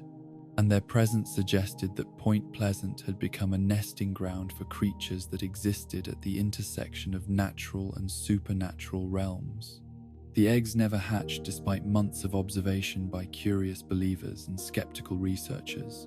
leading to speculation that they required specific environmental conditions or spiritual preparation before their contents could emerge into the material world. Some worshippers theorized that the eggs would only hatch when humanity was ready to receive the next generation of Mothman messengers, while others believed that the shells themselves contained spiritual nourishment that could be accessed through proper ritual consumption. The decision by some believers to eat the Mothman eggs represented the ultimate expression of religious devotion, transforming the mysterious objects from mere curiosities into sacramental elements that provided spiritual sustenance to those who had faith in their divine origin. The eggs could be consumed raw or incorporated into more complex recipes, but their taste was universally described as unlike any conventional food, possessing flavors that seemed to come from realms beyond ordinary earthly experience. Those who consumed the eggs reported temporary enhancement of their psychic abilities, including increased sensitivity to supernatural presence, prophetic dreams that warned of future disasters, and direct communication with Mothman entities during meditation or prayer. These effects varied in intensity and duration depending on the individual's spiritual preparation and natural sensitivity to otherworldly phenomena, but they provided tangible evidence that the eggs possessed genuine supernatural properties rather than mere symbolic significance. Miller's note, discovered near the Mothman statue that had become Point Pleasant's most recognizable tourist attraction, demonstrated how the creature's legend had touched individuals far beyond the original witness community. The author's declaration that he had grown up hearing Mothman stories and had always believed in their truth reflected the way supernatural folklore could shape young minds and create lifelong quests for direct encounter with the mysterious forces that lay hidden beneath the surface of ordinary reality. The note's reference to leaving friends behind in pursuit of solitary communion with the Mothman revealed the isolating effects that serious cryptid investigation could have on individuals who prioritized supernatural encounter over social connection. Miller's willingness to abandon human relationships in favor of pursuing otherworldly contact demonstrated the powerful psychological attraction that the Mothman legend exercised over those who felt called to serve as bridges between the material and spiritual worlds. Miller's encounter with the Grafton monster during his search for the Mothman illustrated the interconnected nature of West Virginia's cryptid population and suggested that individuals seeking one type of supernatural encounter might inadvertently attract attention from other entities that shared the same spiritual territory. The note's casual mention of dangerous encounters with multiple cryptid species revealed the courage required to pursue such investigations and the risks that serious believers accepted in their quest for ultimate truth.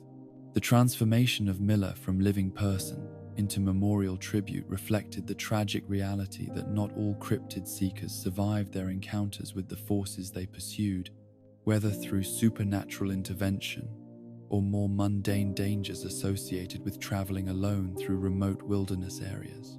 The incorporation of his note into the game's permanent content ensured that his dedication to Mothman research would be remembered long after his physical death, creating a form of digital immortality that honored his commitment to uncovering hidden truths. Wilson Brothers Garage served as headquarters for more private expressions of Mothman devotion, demonstrating how the creature's influence had spread beyond public shrines into the personal spaces where individuals conducted their most intimate spiritual practices. The poster hanging on Rich Wilson's wall provided daily reminder of the supernatural forces that might be watching over his mundane automotive repair business, transforming ordinary work into sacred service through the constant presence of otherworldly imagery. The bathroom key hidden at Wilson's residence created the first indication that Mothman worship involved more than simple veneration of a distant deity, but included organized networks of believers who shared access to secret spaces and hidden knowledge. The key's existence suggested that serious devotees had developed sophisticated systems for protecting their religious activities from public scrutiny, while ensuring that genuine seekers could gain access to deeper levels of spiritual instruction and community fellowship. The candles stored beneath the Mothman poster provided the materials necessary for ritualistic practices that required controlled illumination and sacred atmosphere, suggesting that Wilson's devotion extended beyond mere appreciation of cryptid folklore into active participation in ceremonial activities designed to attract supernatural attention or facilitate communication with otherworldly entities. The careful storage of ritual supplies indicated advanced planning and ongoing commitment that characterized serious religious practice rather than casual interest. The basement shrine accessible through the hole in Wilson's cement wall demonstrated the lengths to which devoted believers would go to create sacred spaces for their Mothman worship, physically altering their homes to accommodate religious practices that required privacy and security from outside interference. The hidden nature of the shrine suggested awareness that such activities might be viewed negatively by neighbors or authorities who did not understand the spiritual significance of cryptid veneration. The sacrificed mole rat lying before Wilson's basement shrine with a knife protruding from its eye provided the first clear evidence that Mothman worship involved blood sacrifice and ritualistic killing of living creatures in pursuit of supernatural favor or divine communication. The violence inherent in such practices suggested that believers viewed their religious activities as requiring genuine sacrifice and meaningful risk, rather than mere symbolic gesture or intellectual exercise. The ritual bindings found at the base of Wilson's shrine implied more complex ceremonial practices that might involve restraint of participants or preparation of offerings in ways that ensured proper presentation to the supernatural entities being honored. The presence of such materials suggested that Mothman worship had developed sophisticated liturgical practices that drew from established religious traditions while adapting them to the specific requirements of cryptid veneration. The similarity between Wilson's basement shrine and the Riverside Pavilion indicated that Mothman worship had developed standardized iconographic elements that were recognized and reproduced by believers across different locations and contexts, creating visual consistency that reinforced group identity, while ensuring that supernatural entities would recognize and respond to properly constructed devotional displays. The shared symbolic language suggested organized religious movement rather than isolated individual practices. The discovery of multiple Mothman shrines throughout the Point Pleasant area revealed the extent to which cryptid worship had penetrated the local community, with believers establishing sacred spaces in locations ranging from public parks to private basements to abandoned buildings that had been reclaimed for religious purposes. The proliferation of shrine sites suggested that Mothman devotion had moved beyond individual curiosity into collective spiritual movement that required multiple venues to accommodate all interested participants. The shrine inside Helvetia's church demonstrated how Mothman worship had begun to infiltrate and transform existing religious institutions, with traditional Christian congregations incorporating cryptid imagery into their established liturgical practices, rather than abandoning conventional faith in favor of entirely new spiritual systems. The owl mask worn by the shrine figure suggested synthesis between established religious symbolism and cryptid characteristics that created hybrid devotional practices. The painted Mothman logo on Helvetia's church wall provided permanent visual reminder of the creature's spiritual significance, while marking the building as sacred space dedicated to supernatural encounter and divine communication. The incorporation of cryptid imagery into church architecture represented formal acknowledgement by religious authorities that the Mothman deserved recognition alongside or instead of traditional Christian deities and saints. The altar arrangements found at Helvetia and other shrine locations suggested that Mothman worship involved complex ritual offerings that combined traditional religious elements like candles and flowers with materials specifically associated with cryptid encounters, such as metal fragments, unusual stones, and organic matter that had been collected from locations where supernatural sightings had occurred. The hybrid nature of these offerings reflected the syncretic character of cryptid religion that borrowed from multiple traditions while creating something entirely new. The sunken church shrine represented the most ambitious architectural adaptation undertaken by Mothman believers, with an entire religious building being modified or constructed specifically to accommodate cryptid worship rather than merely adding supernatural elements to existing traditional structures. The church's subterranean location suggested that the most serious expressions of Mothman devotion required concealment from surface world observation and interference. The Kanawha County Cemetery Shrine demonstrated how cryptid worship had spread beyond Point Pleasant into other West Virginia communities where supernatural encounters had occurred, suggesting that the Mothman phenomenon had generated a regional religious movement that connected believers across multiple counties and municipalities. The cemetery location implied that Mothman worship involved communion with the dead as well as the otherworldly, creating spiritual practices that bridged multiple realms of existence. The consistency of shrine construction across different locations indicated that Mothman believers had developed standardized religious architecture that could be replicated by devotees who possessed the necessary materials and spiritual commitment but lacked formal architectural training or extensive resources. The shared design elements created visual unity that reinforced group identity, while ensuring that supernatural entities would recognize properly constructed devotional spaces, regardless of their specific geographic location.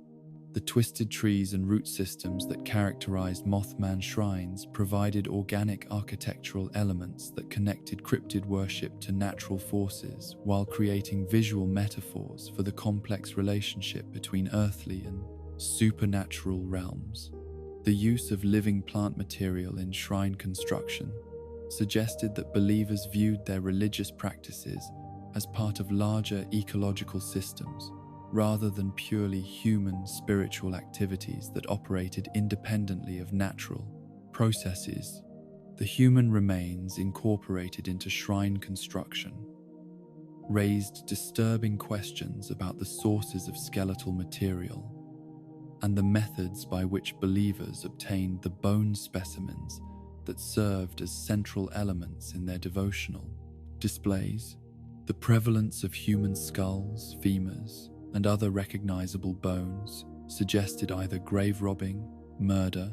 or systematic collection of remains from disaster sites and abandoned locations where bodies might be found by dedicated searchers. The candles that burned continuously at Mothman shrines required ongoing maintenance and resource investment, that demonstrated the depth of believer commitment while creating persistent visual markers that announced the presence of active, supernatural worship to anyone who encountered the sacred sites. The flames served both practical and symbolic functions, providing illumination for nighttime ritual activities while representing the spiritual fire that believers sought to kindle through their devotional practices. The blood that appeared at multiple shrine locations provided the most troubling evidence of Mothman worship practices, suggesting that cryptid veneration involved not only animal sacrifice, but possibly human bloodletting, or more extreme forms of ritualistic violence that served to demonstrate believer commitment while providing organic materials that supernatural entities might require for sustenance or communication. The persistent presence of fresh blood indicated ongoing ceremonial activities rather than one-time construction of devotional displays. The evolution of Mothman worship from individual curiosity through informal group activities to organized religious movement demonstrated how supernatural encounters could generate lasting spiritual communities that persisted long after the original cryptid sightings had ended, creating institutional structures capable of preserving and transmitting esoteric knowledge across generations of believers who might never experience direct supernatural encounters, but who maintained faith in the reality and significance of otherworldly presence. The hidden church beneath Point Pleasant's Mothman Museum represented the most ambitious architectural undertaking that the cult had attempted. A subterranean cathedral, carved from the bedrock foundations of the building that housed the town's official commemoration of their supernatural celebrity, while concealing the darker religious practices that had evolved from casual curiosity into systematic worship of otherworldly forces. The excavation had required months of careful labor conducted in absolute secrecy, with believers working in shifts during the night hours when museum visitors and casual observers would not notice the sounds of digging or the removal of earth and stone. The concealment of such extensive construction work demonstrated the organizational capabilities and security consciousness that characterized the most dedicated Mothman devotees. Individuals who understood that their religious practices might be viewed with suspicion or hostility by neighbors who had embraced the creature as tourist attraction rather than divine messenger. The bathroom door that provided access to the hidden staircase represented an ingenious solution to the problem of maintaining secrecy while allowing legitimate worshippers to reach their sacred space without detection. Brother Moncrief's role as construction supervisor and spiritual architect reflected the emergence of hierarchical leadership within the Mothman cult, with certain individuals assuming specialized responsibilities that went beyond simple participation in group rituals to include planning, organization, and the preservation of esoteric knowledge that newer converts required for proper initiation into the deeper mysteries of cryptid worship. His technical expertise in excavation and construction had been essential for creating the underground sanctuary, but his spiritual authority derived from years of dedicated study and direct supernatural encounters. The privacy divider that blocked casual view of the staircase entrance demonstrated the cult's understanding that their religious activities required protection from accidental discovery by museum visitors who might not understand the spiritual significance of cryptid worship and who might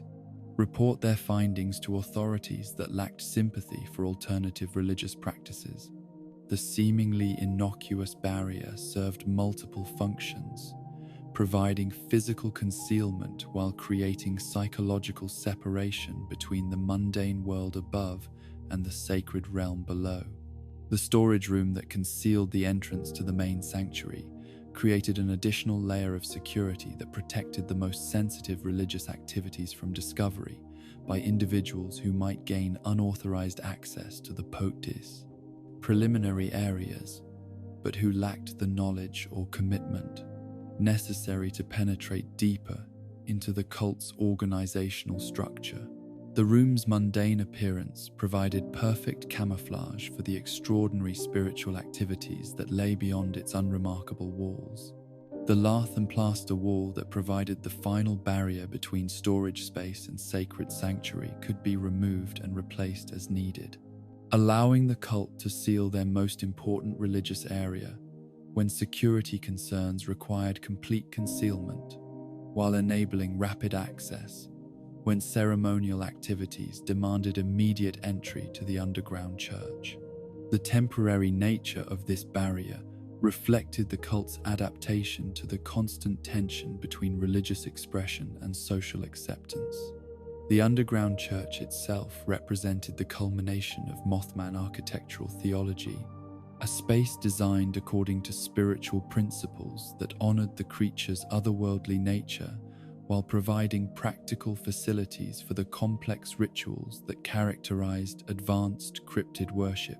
The curved walls followed the natural contours of the excavated space, while creating acoustic properties that enhanced chanted prayers and ritualistic vocalizations, transforming ordinary human speech into sounds that seemed to emanate from supernatural sources. The effigies that surrounded the sanctuary served as permanent congregation for ceremonies that might be attended by varying numbers of living participants, ensuring that the spiritual energy required for effective supernatural communication would remain constant regardless of how many actual believers could attend any particular service. The carved and sculpted representations of ideal devotees provided visual focus for meditation while serving as repositories for accumulated spiritual power that built over months and years of continuous use. The pews arranged throughout the underground space created familiar religious architecture that connected Mothman worship to established Christian traditions, while adapting conventional church design to accommodate the specific requirements of cryptid veneration.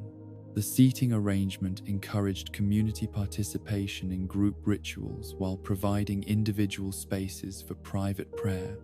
and contemplation that allowed believers to develop personal relationships with supernatural entities. The largest effigy positioned against the southern wall of the sanctuary served as the focal point for the most important ceremonial activities, representing the Mothman in its role as supreme deity, an ultimate source of spiritual authority for the entire religious community. The sculpture incorporated all the creature's distinctive characteristics, while suggesting divine attributes that transcended mere physical description, creating an artistic representation that inspired awe and reverence rather than fear or curiosity. The podium placed before the main effigy provided a platform for religious instruction and ceremonial leadership, allowing designated speakers to address the congregation while maintaining appropriate proximity to the divine representation that served as the ultimate source of spiritual authority. The elevated position created visual hierarchy that reinforced the organizational structure of the cult, while ensuring that important religious communications could be heard clearly throughout the underground sanctuary. October 21st, 2077 marked a significant date in the Mothman cult's liturgical calendar,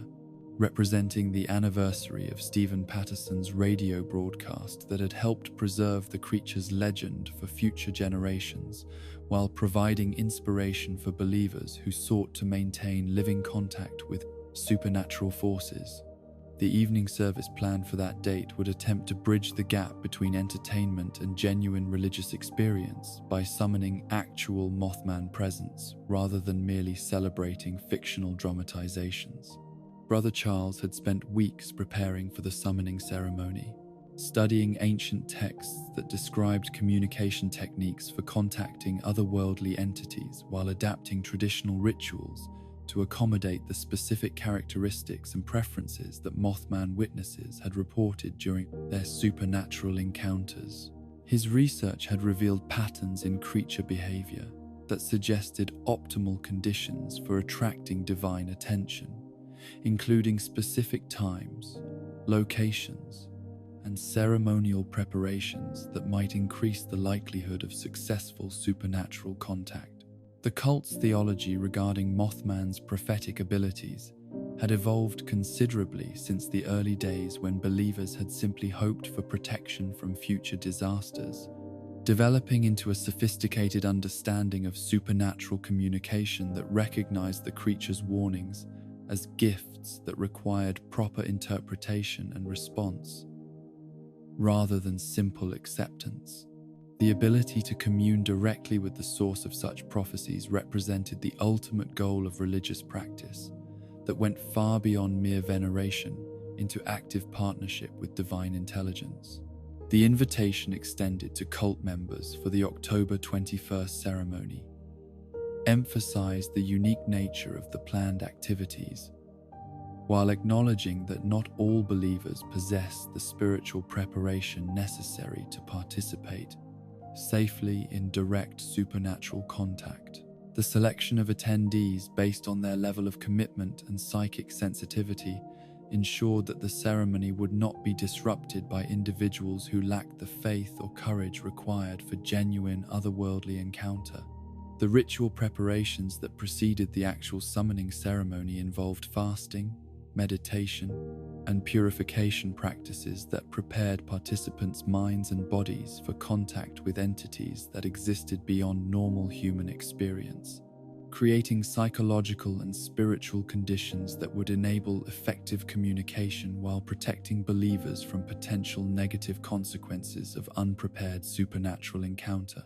The weeks of advanced preparation demonstrated the serious nature of the intended religious activity.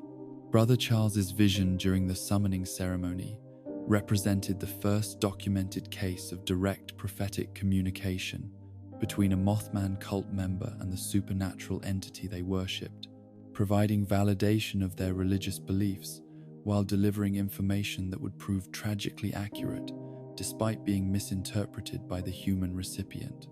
The intensity of the vision suggested genuine supernatural contact rather than psychological delusion or wishful thinking. The content of the prophetic vision focused on impending disaster that would strike Point Pleasant within days, confirming the cult's understanding of the Mothman's role as divine herald, while providing specific information that could potentially save lives if properly understood and communicated to the broader community. The flood imagery that dominated the vision aligned with traditional apocalyptic symbolism while suggesting natural disaster rather than human catastrophe. The partial nature of Brother Charles's supernatural contact reflected the limitations that characterized most human attempts to communicate with otherworldly entities, with divine messages being filtered through human consciousness in ways that might distort or obscure their original meaning, while still preserving essential information that could prove valuable to those who possessed the wisdom to interpret symbolic communication correctly. The glimpse out of the corner of his eye suggested that direct supernatural contact required special conditions that could not be maintained indefinitely. The whispered warnings that accompanied the vision provided additional confirmation of authentic supernatural communication, while demonstrating the Mothman's concern for human welfare and its willingness to share prophetic knowledge with believers who had proven their dedication through proper religious observance. The creature's departure immediately after delivering its message suggested that such communications represented significant effort or risk for the supernatural entity involved. The specific prediction of floods occurring the following day created urgent practical challenges for cult members who needed to decide how to respond to divine warning while avoiding panic or premature revelation of their secret religious pride. Activities to neighbors who might not understand the spiritual significance of Mothman prophecy. The timing of the warning provided sufficient advance notice to enable protective action while requiring immediate decision-making about appropriate response. The October 22nd sermon that followed Brother Charles's supernatural encounter represented the cult's attempt to interpret and disseminate the prophetic information they had received while preparing their community for the disaster that divine revelation had warned them to expect. The religious leaders' confidence in the accuracy of the vision reflected genuine faith in supernatural communication rather than mere hope or wishful thinking about the effectiveness of their ceremonial practices. The theological framework that surrounded the cult's interpretation of Mothman prophecy emphasized the creature's benevolent intentions toward believers who had demonstrated proper reverence through consistent religious observance and sacrificial devotion, distinguishing between faithful followers who deserve divine protection and skeptics who would suffer the consequences of their spiritual blindness and rejection of supernatural truth. This understanding provided moral justification for exclusive salvation while explaining why disasters affected some individuals but not others. The practical instructions given to cult members regarding flood survival reflected the leadership's commitment to protecting their followers while honoring the divine warning they had received through Brother Charles's vision, demonstrating that Mothman worship involved concrete behavioral guidance rather than merely abstract spiritual concepts. The emphasis on seeking high ground showed how supernatural prophecy could be translated into practical survival strategy. The gathering planned for Point Pleasant's rooftops represented the cult's collective response to divine warning, with believers positioning themselves according to the Mothman's instructions while preparing to witness the fulfillment of supernatural prophecy in real time. The decision to observe the predicted disaster from elevated positions demonstrated faith in the accuracy of the creature's guidance while providing optimal vantage points for documenting miraculous intervention on behalf of the faithful. The expectation that unfaithful community members would perish in the predicted flood while believers received divine protection reflected the cult's understanding of supernatural justice and the consequences of rejecting or ignoring divine messengers who had been sent to provide warning and guidance. This theological framework explained natural disasters as expressions of cosmic judgment while affirming the special status of those who had maintained proper relationship with otherworldly powers. The dawn gathering described in the sermon created anticipation for a religious experience that would validate years of devotional practice, while demonstrating to skeptics the reality and power of the supernatural forces that the cult venerated, transforming their underground worship activities into public vindication of beliefs that had been dismissed or ridiculed by mainstream community opinion. The timing at first light suggested that the prophetic fulfillment would serve as a new beginning for both believers and their broader community. The praise activities planned for the rooftop gathering indicated that cult members viewed the predicted disaster not as tragedy to be feared but as divine manifestation to be celebrated, demonstrating their complete faith in supernatural protection while expressing gratitude for the advance warning that would enable them to survive catastrophe that would claim the lives of less spiritually prepared individuals. The combination of worship and survival reflected the complex emotions associated with prophetic privilege. The irony that would become apparent within hours of the sermon's delivery lay in the complete accuracy of the Mothman's warning, combined with the tragic misinterpretation that led faithful believers to position themselves in the most dangerous possible locations when nuclear apocalypse arrived to fulfill the prophecy in ways that no human consciousness could have anticipated. The flood that Brother Charles had envisioned would indeed engulf Point Pleasant, but it would consist of radioactive fire rather than rising water. The cult members who climbed to rooftops throughout Point Pleasant on the morning of October 23, 2077, demonstrated absolute faith in supernatural guidance while unknowingly positioning themselves for maximum exposure to the nuclear devastation that would validate their prophetic vision while destroying their physical bodies. Their devotion to divine instruction led them directly into the path of destruction they had sought to avoid, creating a tragic paradox that would haunt any survivors who lived to understand what had occurred. The flood of nuclear radiation that swept across West Virginia on October 23rd fulfilled the Mothman's prophecy with technical accuracy, while revealing the limitations of human interpretation when applied to divine communication that transcended ordinary understanding of natural phenomena. The believers who had prepared for water found themselves engulfed by atomic fire, their faith proven correct, even as their physical preparation proved fatally inadequate for the actual nature of the disaster they had been warned to expect. The skeletal remains discovered on Point Pleasant's rooftops in the years following the Great War might indeed represent the final resting places of Mothman cultists who had followed divine guidance to their elevated gathering places, their bones serving as silent testimony to both the accuracy of supernatural prophecy and the tragic consequences of misinterpreting messages that originated from realms beyond human experience. The positioning of these remains would provide evidence that some individuals had indeed sought high ground in response to predicted flooding. The validation of the Mothman's prophetic abilities through the nuclear apocalypse would transform the creature from local curiosity into genuine oracle, whose warnings had proven accurate, despite being delivered in symbolic language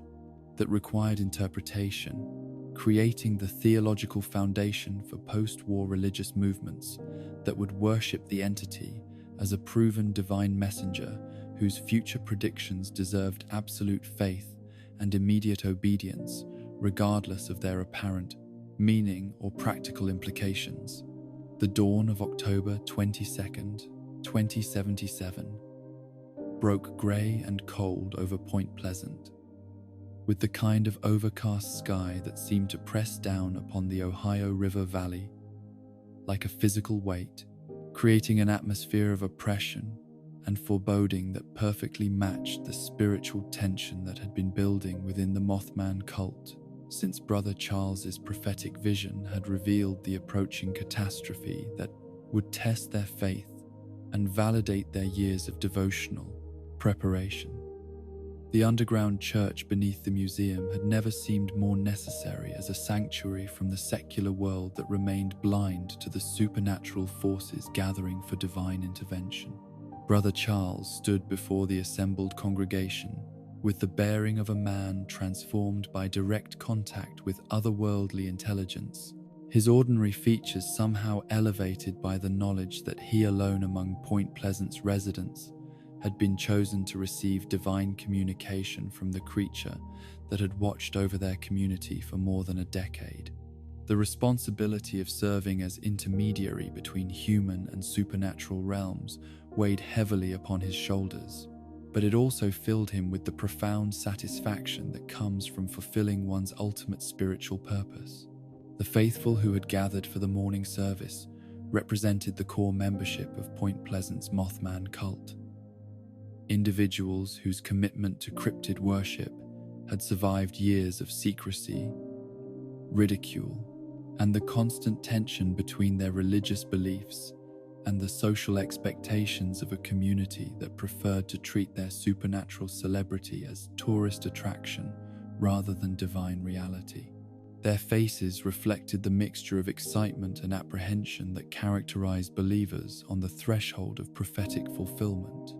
The sermon that Brother Charles delivered that morning would prove to be the final theological instruction that these devoted followers would receive, his words carrying the weight of ultimate revelation while providing practical guidance for surviving the disaster that supernatural wisdom had warned them to expect within hours of his speaking. The underground sanctuary that had sheltered their worship for months would soon become irrelevant as surface events transformed their hidden devotion into public vindication of faith. The all-knowing Mothman had indeed responded to their ceremonial summoning with the generosity that divine beings showed toward mortals who approached them with proper reverence and sufficient humility. Brother Charles explained to his rapt audience.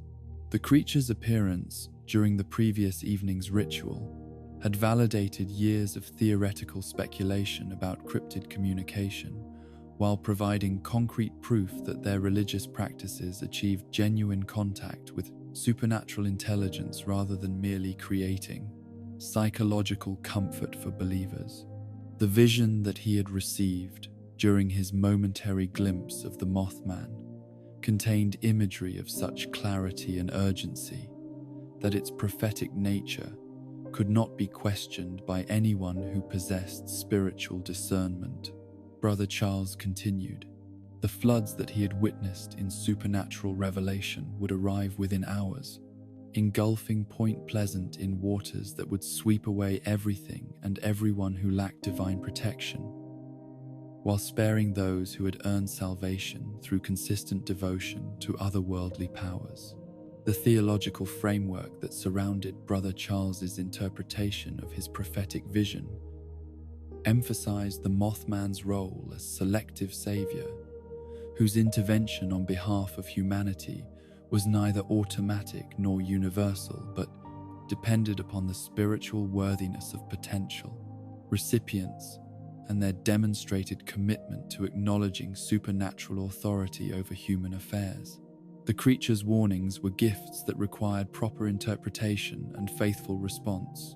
rather than being accessible to casual observers or skeptical investigators. The practical instructions that Brother Charles provided to his congregation reflected both his confidence in the accuracy of divine revelation and his understanding of the specific survival strategies that would be required to benefit from supernatural protection during the approaching catastrophe. The Mothman's guidance had been clear about the necessity of seeking elevated positions that would place believers above the floodwaters while demonstrating their faith through public witness of miraculous deliverance. The rooftops of Point Pleasant would serve as gathering places where the faithful could observe the fulfillment of prophecy while remaining safely above the rising waters that would claim the lives of neighbors who had rejected or ignored the warnings that divine messengers had attempted to deliver through multiple supernatural appearances over the preceding months. The elevation would provide both practical safety and symbolic separation between the saved and the damned. Those community members who had scoffed at Mothman sightings, dismissed witness testimonies, or treated cryptid encounters as entertainment rather than spiritual instruction would face the consequences of their spiritual blindness when divine judgment manifested itself through natural disaster. Brother Charles warned his congregation. The skeptics who had refused to acknowledge supernatural reality would discover too late that their rational materialism provided no protection against otherworldly forces that operated according to spiritual rather than physical laws. The believers who had maintained proper relationship with the Mothman through consistent worship and sacrificial devotion would witness the destruction of the faithless while experiencing divine protection that would validate their years of underground religious practice and demonstrate to any survivors the reality of the supernatural powers they had served. Their salvation would serve as testimony to the accuracy of cryptid prophecy and the effectiveness of proper religious observance. The gathering, planned for the early morning hours, would transform Point Pleasant's skyline into a congregation of the faithful who had positioned themselves according to divine instruction while awaiting the flood waters that would sweep through the streets below their elevated sanctuaries. The sight of believers assembled on rooftops throughout the community would provide visual evidence of their faith while creating optimal conditions for documenting miraculous intervention on their behalf. The dawn light that would illuminate the approaching flood would also reveal the spiritual transformation that divine encounter had worked within the lives of devoted believers. Brother Charles proclaimed to his underground congregation. Their years of hidden worship would give way to public vindication as the fulfillment of prophecy demonstrated the accuracy of supernatural revelation and the reality of otherworldly intelligence that had been attempting to communicate with humanity through cryptid appearances. The praise and worship that would accompany their observation of the flood's arrival would express gratitude for divine warning while celebrating the confirmation of their religious beliefs through prophetic fulfillment. Brother Charles explained, the disaster that would devastate their community would simultaneously serve as the greatest act of worship in the cult's history, transforming tragedy into triumph for those who possessed sufficient faith to interpret catastrophe as divine intervention. The theological significance of witnessing prophetic fulfillment extended beyond mere validation of their specific beliefs to include broader confirmation of supernatural reality and the existence of otherworldly intelligence that maintained active concern for human affairs. Brother Charles reminded his faithful followers their survival of the approaching flood would prove that spiritual preparation provided more reliable protection than material resources or conventional emergency planning. The transformation of Point Pleasant through floodwaters would create opportunities for the surviving faithful to establish new forms of community organization based on demonstrated spiritual authority rather than secular political structures that had proven inadequate to protect citizens from supernatural threats, Brother Charles suggested.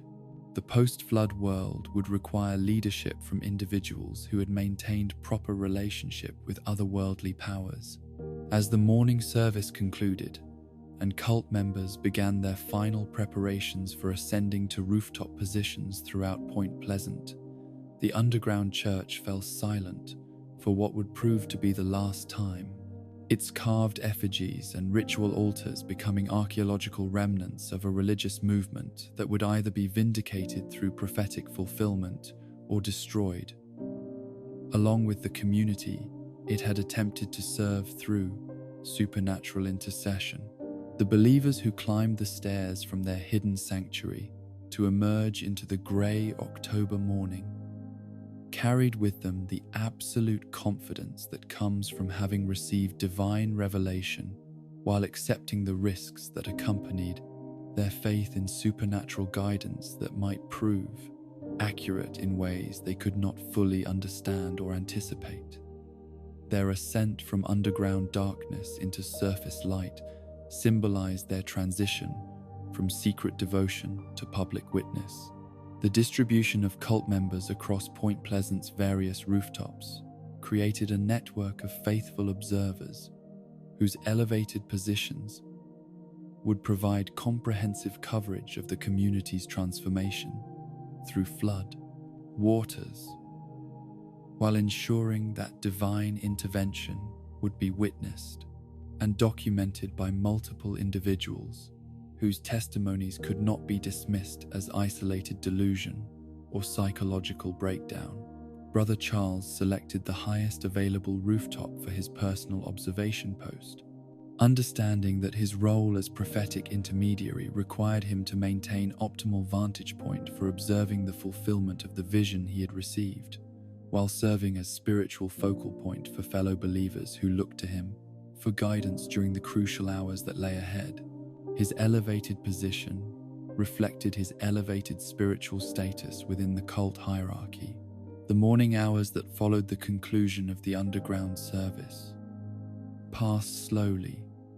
for believers who had positioned themselves according to divine instruction, while scanning the horizon for signs of the approaching flood waters that supernatural revelation had promised would arrive before the day ended.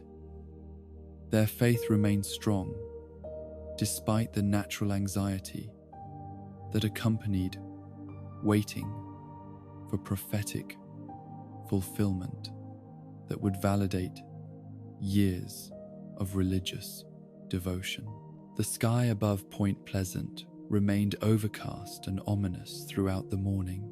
its grey clouds suggesting atmospheric conditions that might indeed support the heavy precipitation required to generate floodwaters of sufficient magnitude to engulf the community,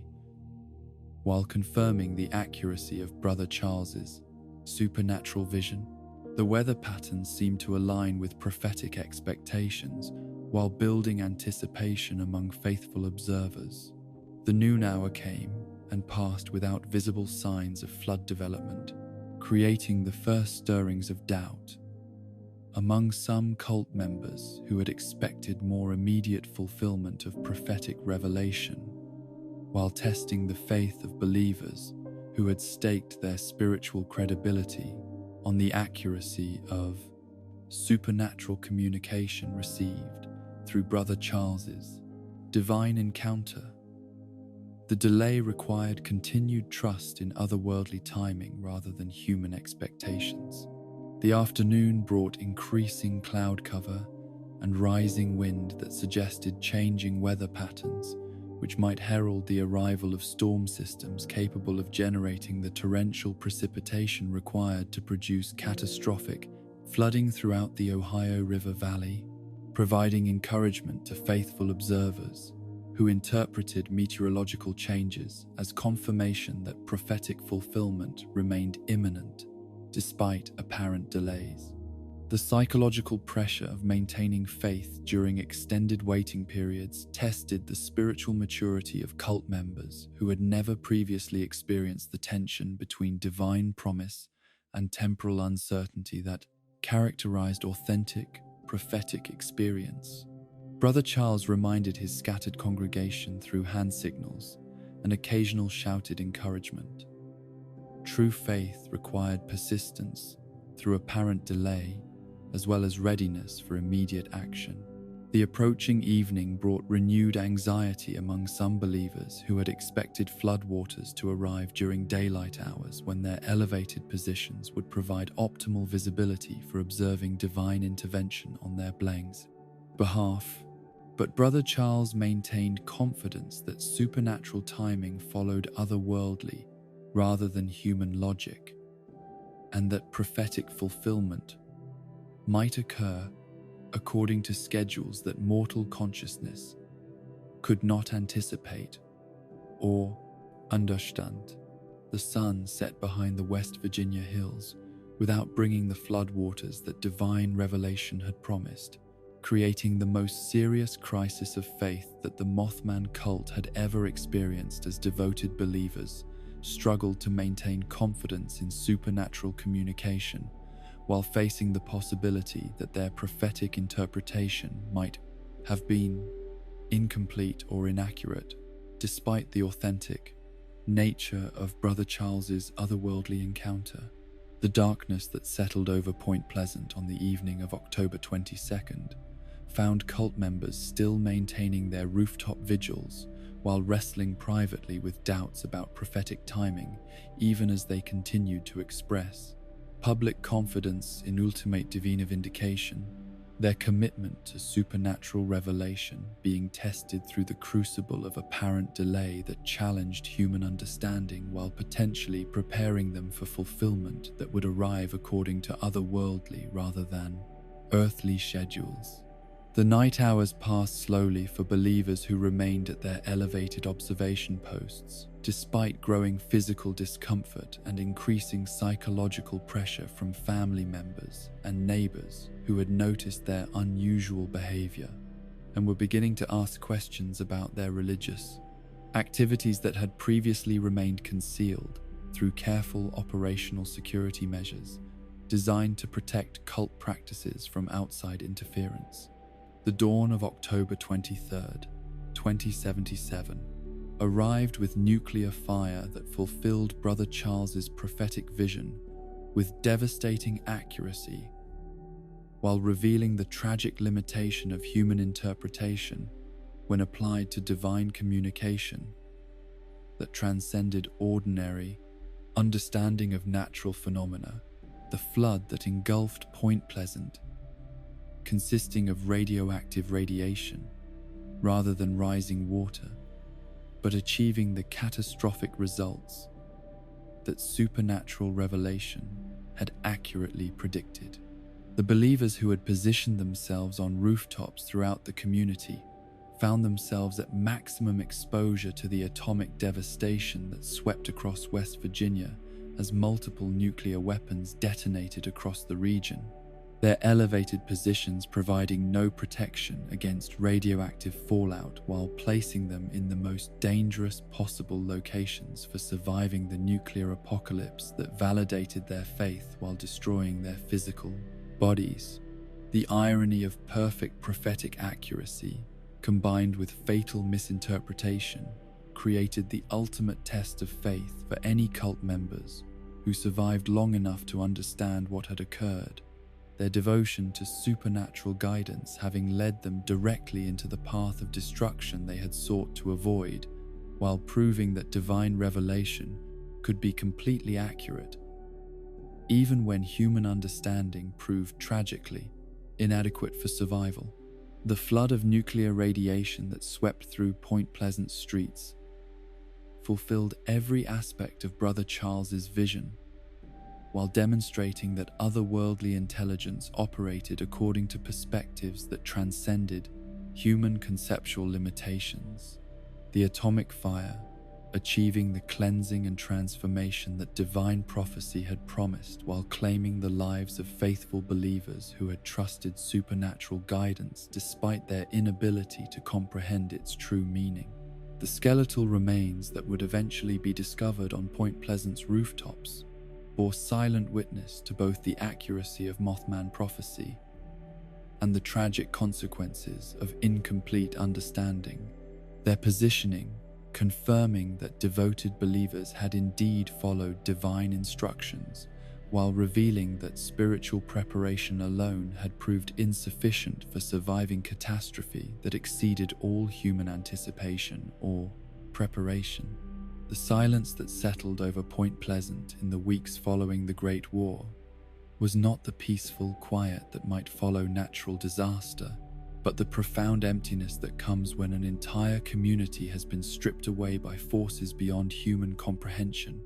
leaving behind only the physical remnants of civilization,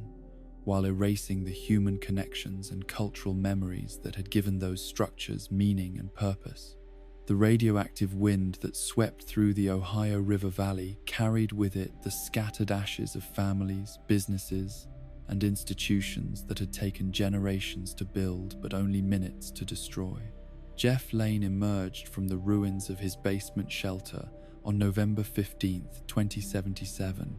exactly 27 days after the nuclear fire had transformed his world into something that bore no resemblance to the place where he had lived and worshipped for more than a decade, his survival owing as much to blind luck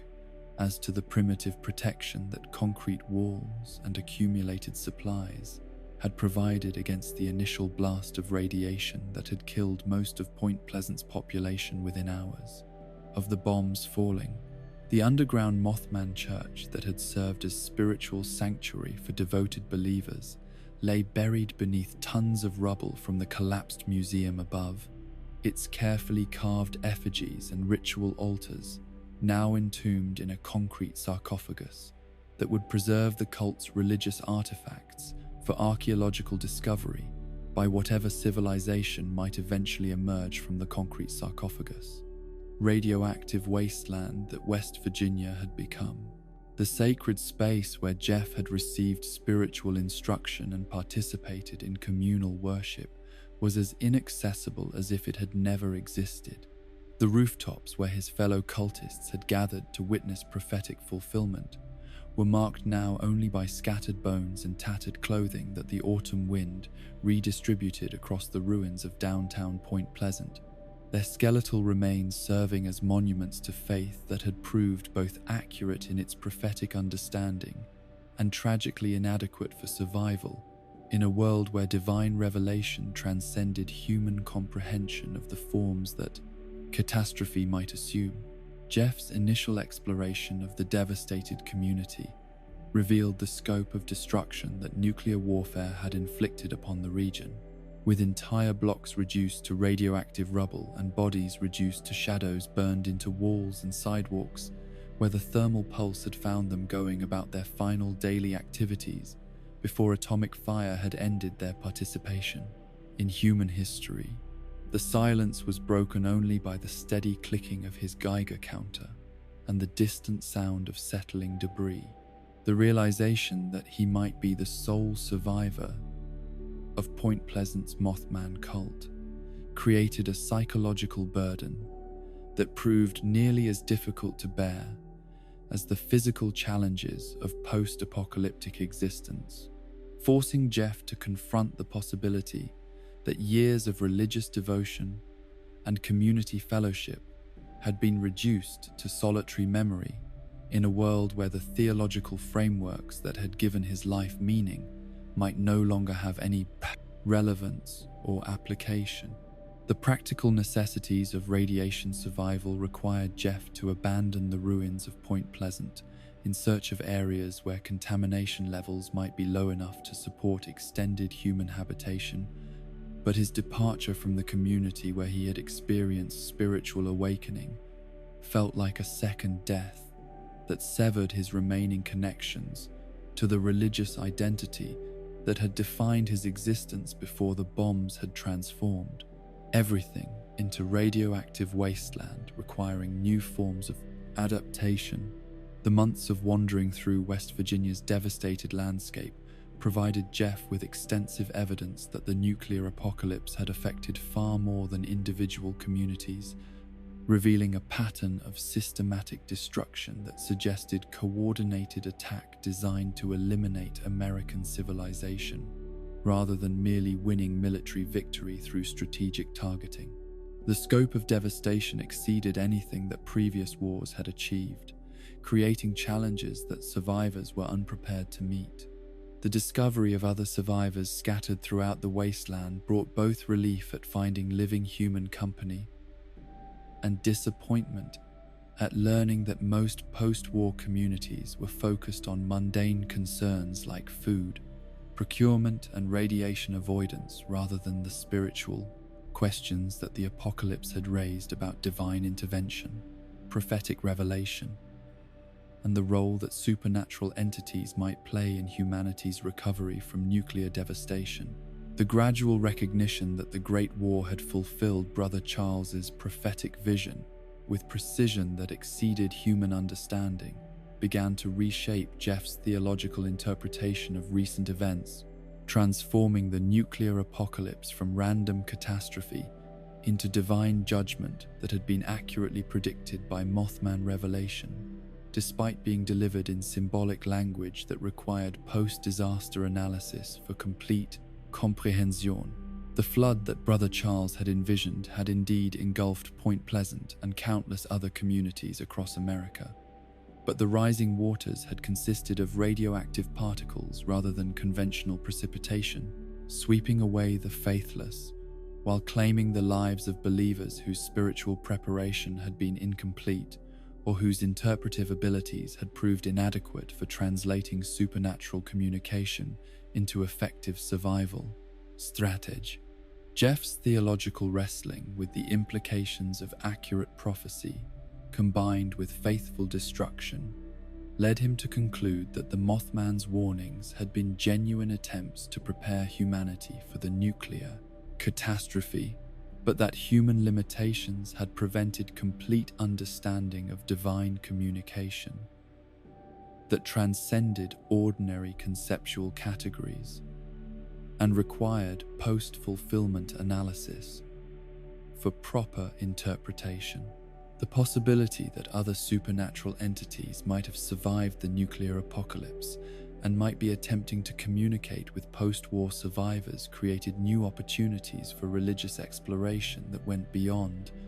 traditional Mothman worship into broader investigation of otherworldly intelligence that might offer guidance for rebuilding civilization according to spiritual principles rather than the materialistic frameworks that had led to atomic warfare. Jeff's encounters with strange phenomena in the post-war wasteland began to convince him that the nuclear apocalypse had not eliminated supernatural presence from the world, but might have intensified otherworldly activity by removing the technological interference and social skepticism that had previously limited human perception of entities that existed beyond normal sensory detection. The devastated landscape seemed to pulse with energies that defied conventional understanding. The discovery of other survivors who reported encounters with beings that resembled the Mothman but displayed different characteristics and behaviors suggested that the nuclear war had either mutated existing cryptid populations or attracted new forms of otherworldly intelligence that were drawn to areas where conventional reality had been disrupted by atomic devastation and social collapse. The gradual accumulation of testimony from multiple witnesses who described encounters with entities that combined familiar Mothman characteristics with disturbing new attributes led Jeff to theorize that the post-war world might be experiencing invasion or colonization by supernatural forces that had previously been constrained by stable civilization, but were now free to operate openly in environments where human authority had collapsed. The most disturbing reports came from survivors who had ventured into areas where pre-war military installations had conducted classified research into paranormal phenomena, suggesting that government experiments with otherworldly contact might have opened doorways that the nuclear apocalypse had prevented authorities from properly closing or controlling. The implications of unleashed supernatural entities operating without human oversight created new categories of post-war threat. Jeff's investigation of abandoned military facilities revealed evidence of research programs that had attempted to weaponize cryptid encounters and supernatural communication for intelligence gathering and psychological warfare purposes, suggesting that the government had possessed far more extensive knowledge of otherworldly entities than public records had indicated, while maintaining secrecy policies designed to prevent civilian awareness of official supernatural contact programs. The classified documents that Jeff recovered from destroyed federal installations described systematic efforts to establish communication protocols with multiple cryptid species, while developing techniques for controlling or directing supernatural behavior through ritualistic practices that bore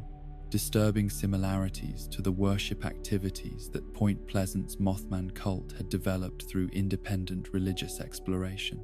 The realization that official government agencies had been conducting their own versions of cryptid worship while publicly denying the existence of supernatural phenomena created profound questions about the relationship between secular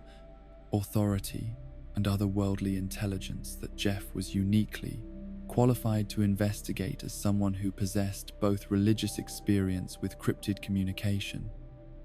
and access to classified materials that revealed the scope of official supernatural research. The discovery of references to the interloper in government documents describing post-war contingency plans for supernatural containment suggested that federal agencies had been aware of specific otherworldly entities that posed particular threats to human civilization and had developed protocols for dealing with supernatural emergencies that might arise during periods of social instability or infrastructure collapse. Jeff's research into the interloper phenomenon revealed a pattern of encounter reports that described an entity or entities that shared certain characteristics with the Mothman, while displaying attributes that suggested different origins, intentions, or operational methods that might reflect evolutionary adaptation to post-nuclear conditions or represent entirely separate species of otherworldly intelligence. The geographic distribution of interloper sightings centered around areas where pre-war mining operations had penetrated deep underground formations that might have disturbed ancient supernatural habitats or released entities that had been dormant for geological periods before human industrial activity had provided them with opportunities to interact with surface civilization through mine shafts and tunnel systems. The behavioral differences between traditional Mothman encounters and reported interloper sightings suggested that post-war survivors were dealing with multiple types of supernatural entities that might have competing interests or territorial disputes that could affect human communities caught in the middle of otherworldly conflicts beyond their understanding or ability to influence through conventional diplomatic or military means. Jeff's theological analysis of the emerging interloper cult led him to conclude that post-war survivors were experiencing religious fragmentation that reflected deeper spiritual confusion about the proper response to supernatural entities whose intentions and capabilities remained unclear.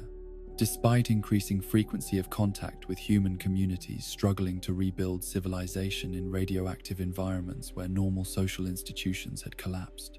the decision by some former Mothman worshippers to abandon their traditional devotional practices in favor of interloper veneration suggested that the nuclear apocalypse had created spiritual crisis that required new forms of religious praxis, expression capable of addressing post-war realities that traditional cryptid worship had not anticipated or prepared believers to handle effectively. The similarities between Mothman and interloper ritual practices, particularly the shared emphasis on human sacrifice and blood offerings, indicated that both cults were drawing from common sources of supernatural knowledge while adapting their religious activities to serve different otherworldly entities whose specific requirements might vary, but whose basic needs for human devotion and sacrificial demonstration remained consistent across cryptid species. Jeff's investigation of Lucky Hole Mine revealed physical evidence of interloper worship that included shrine construction techniques identical to those used in Mothman sanctuaries, suggesting that the two cults were either founded by individuals with shared religious background or were receiving supernatural instruction from entities that communicated similar ritual requirements despite representing different otherworldly factions or species. The High Priestess references found in both Mothman and interloper documentation indicated that post-war cryptid worship had developed hierarchical leadership structures that transcended specific cult boundaries, with certain individuals serving as spiritual intermediaries, capable of communicating with multiple types of supernatural entities, while maintaining organizational authority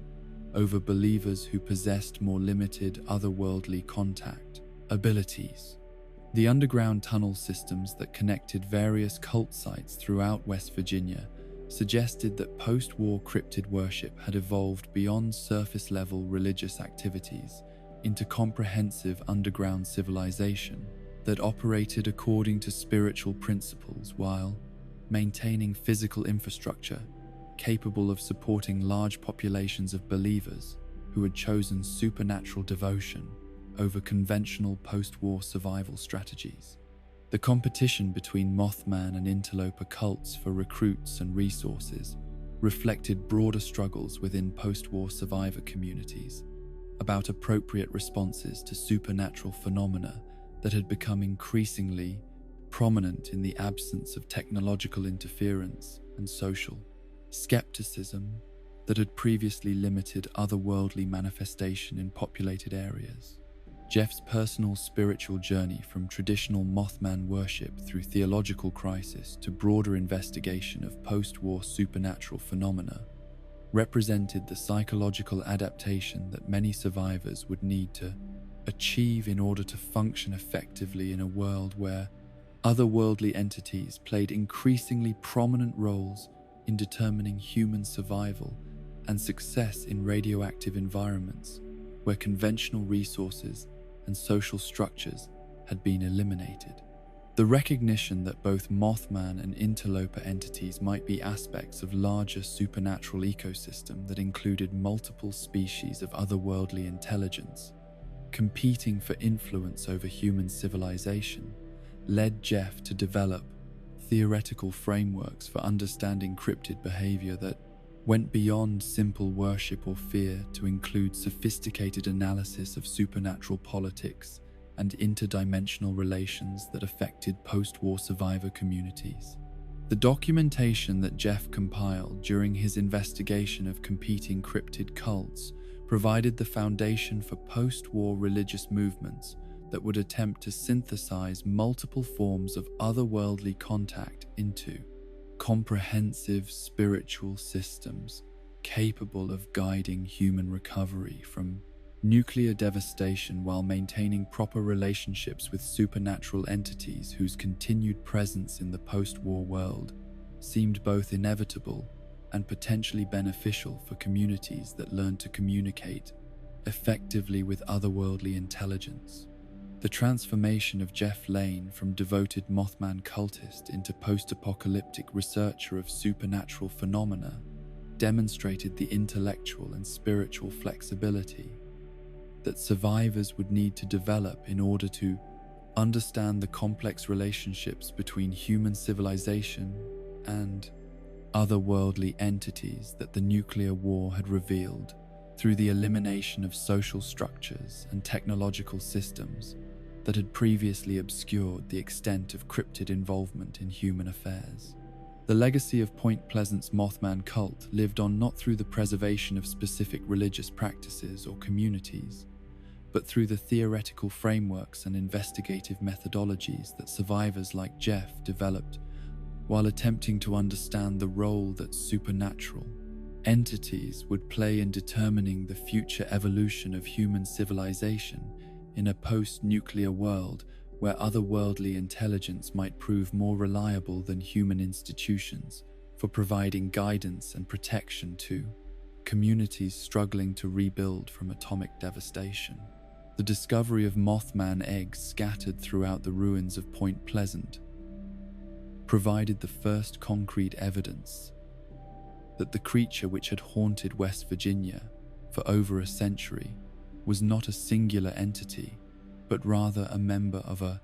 species capable of reproduction and population expansion, transforming individual cryptid sightings from isolated supernatural encounters into documentation of an entire ecosystem of otherworldly beings that had been quietly establishing themselves in Appalachian territory, while human civilization had remained largely unaware of their presence and activities. The eggs themselves defied easy classification according to conventional biological categories, their smooth obsidian surfaces reflecting light in ways that suggested internal luminescence, while their size and weight indicated contents far more substantial than any terrestrial bird or reptile species could produce. The shells possessed a density and durability that resisted casual damage while emanating a subtle warmth that suggested ongoing metabolic processes within structures that showed no external signs of conventional embryonic development or approaching maturation. Jeff Lane's systematic collection and study of Mothman eggs revealed variations in size, coloration, and apparent age that indicated multiple generations of reproductive activity spanning decades or possibly centuries, with older specimens showing surface weathering patterns that suggested exposure to environmental conditions far predating the nuclear apocalypse, while fresher examples displayed the kind of pristine condition associated with recent laying by actively breeding populations. The failure of any collected eggs to hatch, despite extended observation under various environmental conditions, led researchers to theorize that Mothman reproduction required specific catalytic factors that might include supernatural energy, sources, particular geographic locations,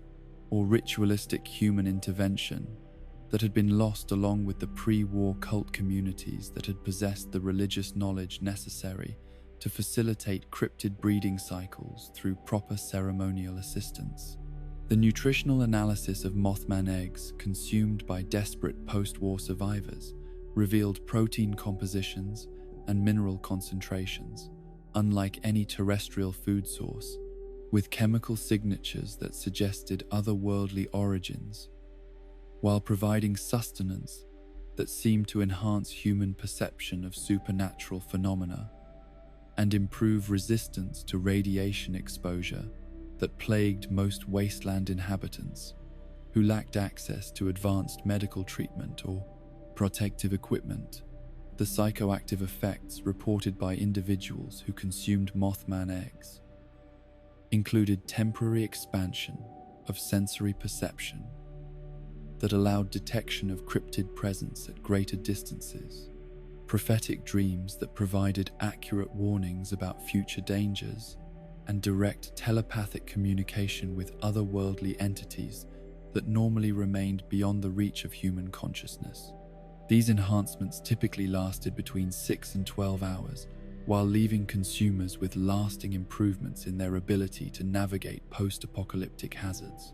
The geographic distribution of Mothman eggs throughout West Virginia's mountain regions indicated breeding populations that had established territories far beyond the Point Pleasant area where the species had first achieved public recognition, suggesting that human awareness of cryptid presence had been limited to occasional encounters with individuals who had strayed from their normal habitat ranges rather than systematic observation of established populations. The correlation between egg discovery sites and locations of pre-war supernatural encounters provided evidence that Mothman breeding activities had been occurring in proximity to human settlements for extended periods, with reproductive cycles possibly synchronized to periods of heightened human spiritual activity or crisis situations that created optimal conditions for otherworldly manifestation and interaction with material reality. The post-war emergence of multiple distinct Mothman variants with different behavioral patterns and physical characteristics suggested that the nuclear apocalypse had either accelerated natural evolutionary processes within cryptid populations or had revealed subspecies that had previously remained concealed within remote wilderness areas where human observation was unlikely to occur or be reported through official channels. The stalker Mothman represented the most aggressive and predatory variant that post-war survivors encountered, displaying hunting behaviors that suggested adaptation to post-apocalyptic conditions where human populations had become scarce and vulnerable, transforming the species from occasional supernatural messenger into active predator that pursued isolated travelers with the systematic efficiency of apex hunters who had learned to exploit human weaknesses and behavioral patterns. Encounters with stalker Mothman typically began with extended surveillance periods during which the creature would observe potential prey from concealment while assessing their capabilities, resources, and vulnerability to attack.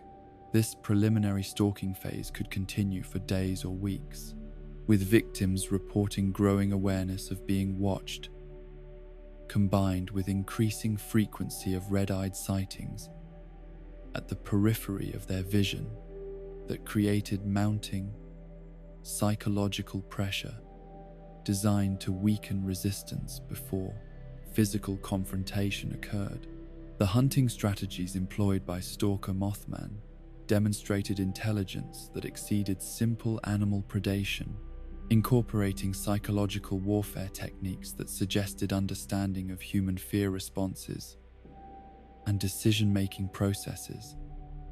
that allowed the creatures to manipulate victim behavior in ways that increased their vulnerability to ultimate capture or elimination. The methodical nature of these hunts indicated learning capacity that enabled individual cryptids to refine their techniques through experience with different types of human prey. Physical confrontations with stalker Mothman revealed creature capabilities that combined overwhelming strength and speed with flight abilities that made escape virtually impossible for human victims who lacked specialized equipment or supernatural protection. The creature's talons could penetrate most post-war armor and clothing, while their wing beats generated enough force to knock armed humans off their feet and disorient them sufficiently to prevent effective defensive responses. The apparent immunity that Stalker Mothman displayed to conventional weapons suggested either natural armor that deflected bullets and bladed implements, or supernatural resistance that prevented physical damage from affecting their ability to continue hunting activities. Survivors who had successfully repelled stalker attacks typically attributed their success to luck, supernatural intervention, or the creature's voluntary withdrawal rather than effectiveness of their defensive efforts. The Wise Mothman variant represented the opposite extreme of cryptid behavior, displaying characteristics that aligned more closely with traditional interpretations of the creature as benevolent messenger and supernatural guide, rather than predatory threat to human survival. These entities appeared primarily to individuals who had demonstrated spiritual sensitivity or had maintained proper religious observances that indicated readiness for otherworldly communication and guidance. Encounters with Wise Mothman typically occurred at locations that possessed special significance in pre-war Mothman folklore or had been sites of intensive cryptid worship by cult communities that had established spiritual connections, transcending physical destruction of their religious institutions. The creatures seemed drawn to areas where human devotion had created lasting impressions in the supernatural landscape that continued to resonate despite the elimination of the believers who had originally generated such spiritual energy. The communication methods employed by Wise Mothman transcended conventional sensory channels, with witnesses reporting direct transmission of knowledge and understanding that bypassed normal learning processes while providing insights into survival strategies, resource locations, and future dangers that proved consistently accurate when applied to post-apocalyptic challenges. This telepathic instruction seemed calibrated to individual recipients' needs and capabilities, rather than following standardized informational protocols. The temporary enlightenment experienced by individuals who achieved successful communion with Wise Mothman included enhanced problem-solving abilities, improved pattern recognition skills, and increased efficiency in learning new survival techniques that provided lasting benefits extending far beyond the duration of direct supernatural contact. These cognitive enhancements appeared to be genuine improvements rather than mere psychological effects, suggesting that cryptid communication could produce measurable changes in human neural function. The selective nature of Wise Mothman appearances indicated that these entities employed sophisticated criteria for evaluating potential human contacts, with successful encounters requiring demonstration of spiritual maturity, ethical behavior, and commitment to using supernatural guidance for constructive rather than selfish purposes. The creatures seemed capable of assessing human character and intentions with accuracy that exceeded normal psychological evaluation techniques. The ritualistic requirements for summoning Wise Mothman involvement, collecting firefly bioluminescent materials and applying them to elevated light sources during specific atmospheric conditions that created optimal environments for otherworldly manifestation. The precision required for these ceremonies suggested that successful cryptid communication depended upon understanding natural cycles and energy patterns that most post-war survivors lacked without access to pre-war religious knowledge or extensive trial and error experimentation. The scorched Mothman variants that began appearing in areas of intense radioactive contamination displayed physical modifications that clearly resulted from nuclear exposure, including enlarged sensory organs, altered wing structures, and luminescent markings that suggested successful adaptation to post-apocalyptic environmental conditions rather than degradation or mutation that impaired creature functionality. These radiation-adapted cryptids demonstrated enhanced abilities to detect and avoid contaminated areas while showing increased aggression toward humans who had suffered radiation poisoning, possibly indicating territorial behavior designed to exclude diseased individuals from areas where healthy creatures were attempting to establish new breeding populations or resource extraction operations that required protection from contamination sources. The behavioral patterns exhibited by scorched Mothman suggested intelligence that had adapted to post-war conditions while retaining memory of pre-apocalyptic human-cryptid relationships, with some individuals displaying recognition of former cultist symbols and religious practices that indicated continuity of supernatural awareness, spanning the nuclear catastrophe that had eliminated most human religious communities, had not erased cryptid memory of beneficial relationships. The apparent coordination between different Mothman variants in their treatment of specific human individuals suggested communication networks that operated beyond normal sensory channels, with information about human behavior, capabilities, and spiritual status being shared among cryptid populations in ways that influenced whether encounters would be hostile, neutral, or beneficial to the humans involved. The personality variations observed within each Mothman subspecies reflected individual differences that paralleled human psychological diversity, with some creatures displaying curiosity about human activities, while others showed indifference or hostility that seemed based on personal experience rather than species-wide behavioral programming. This psychological complexity indicated consciousness that extended beyond mere instinctual responses to include decision-making capabilities based on individual assessment of circumstances and relationships.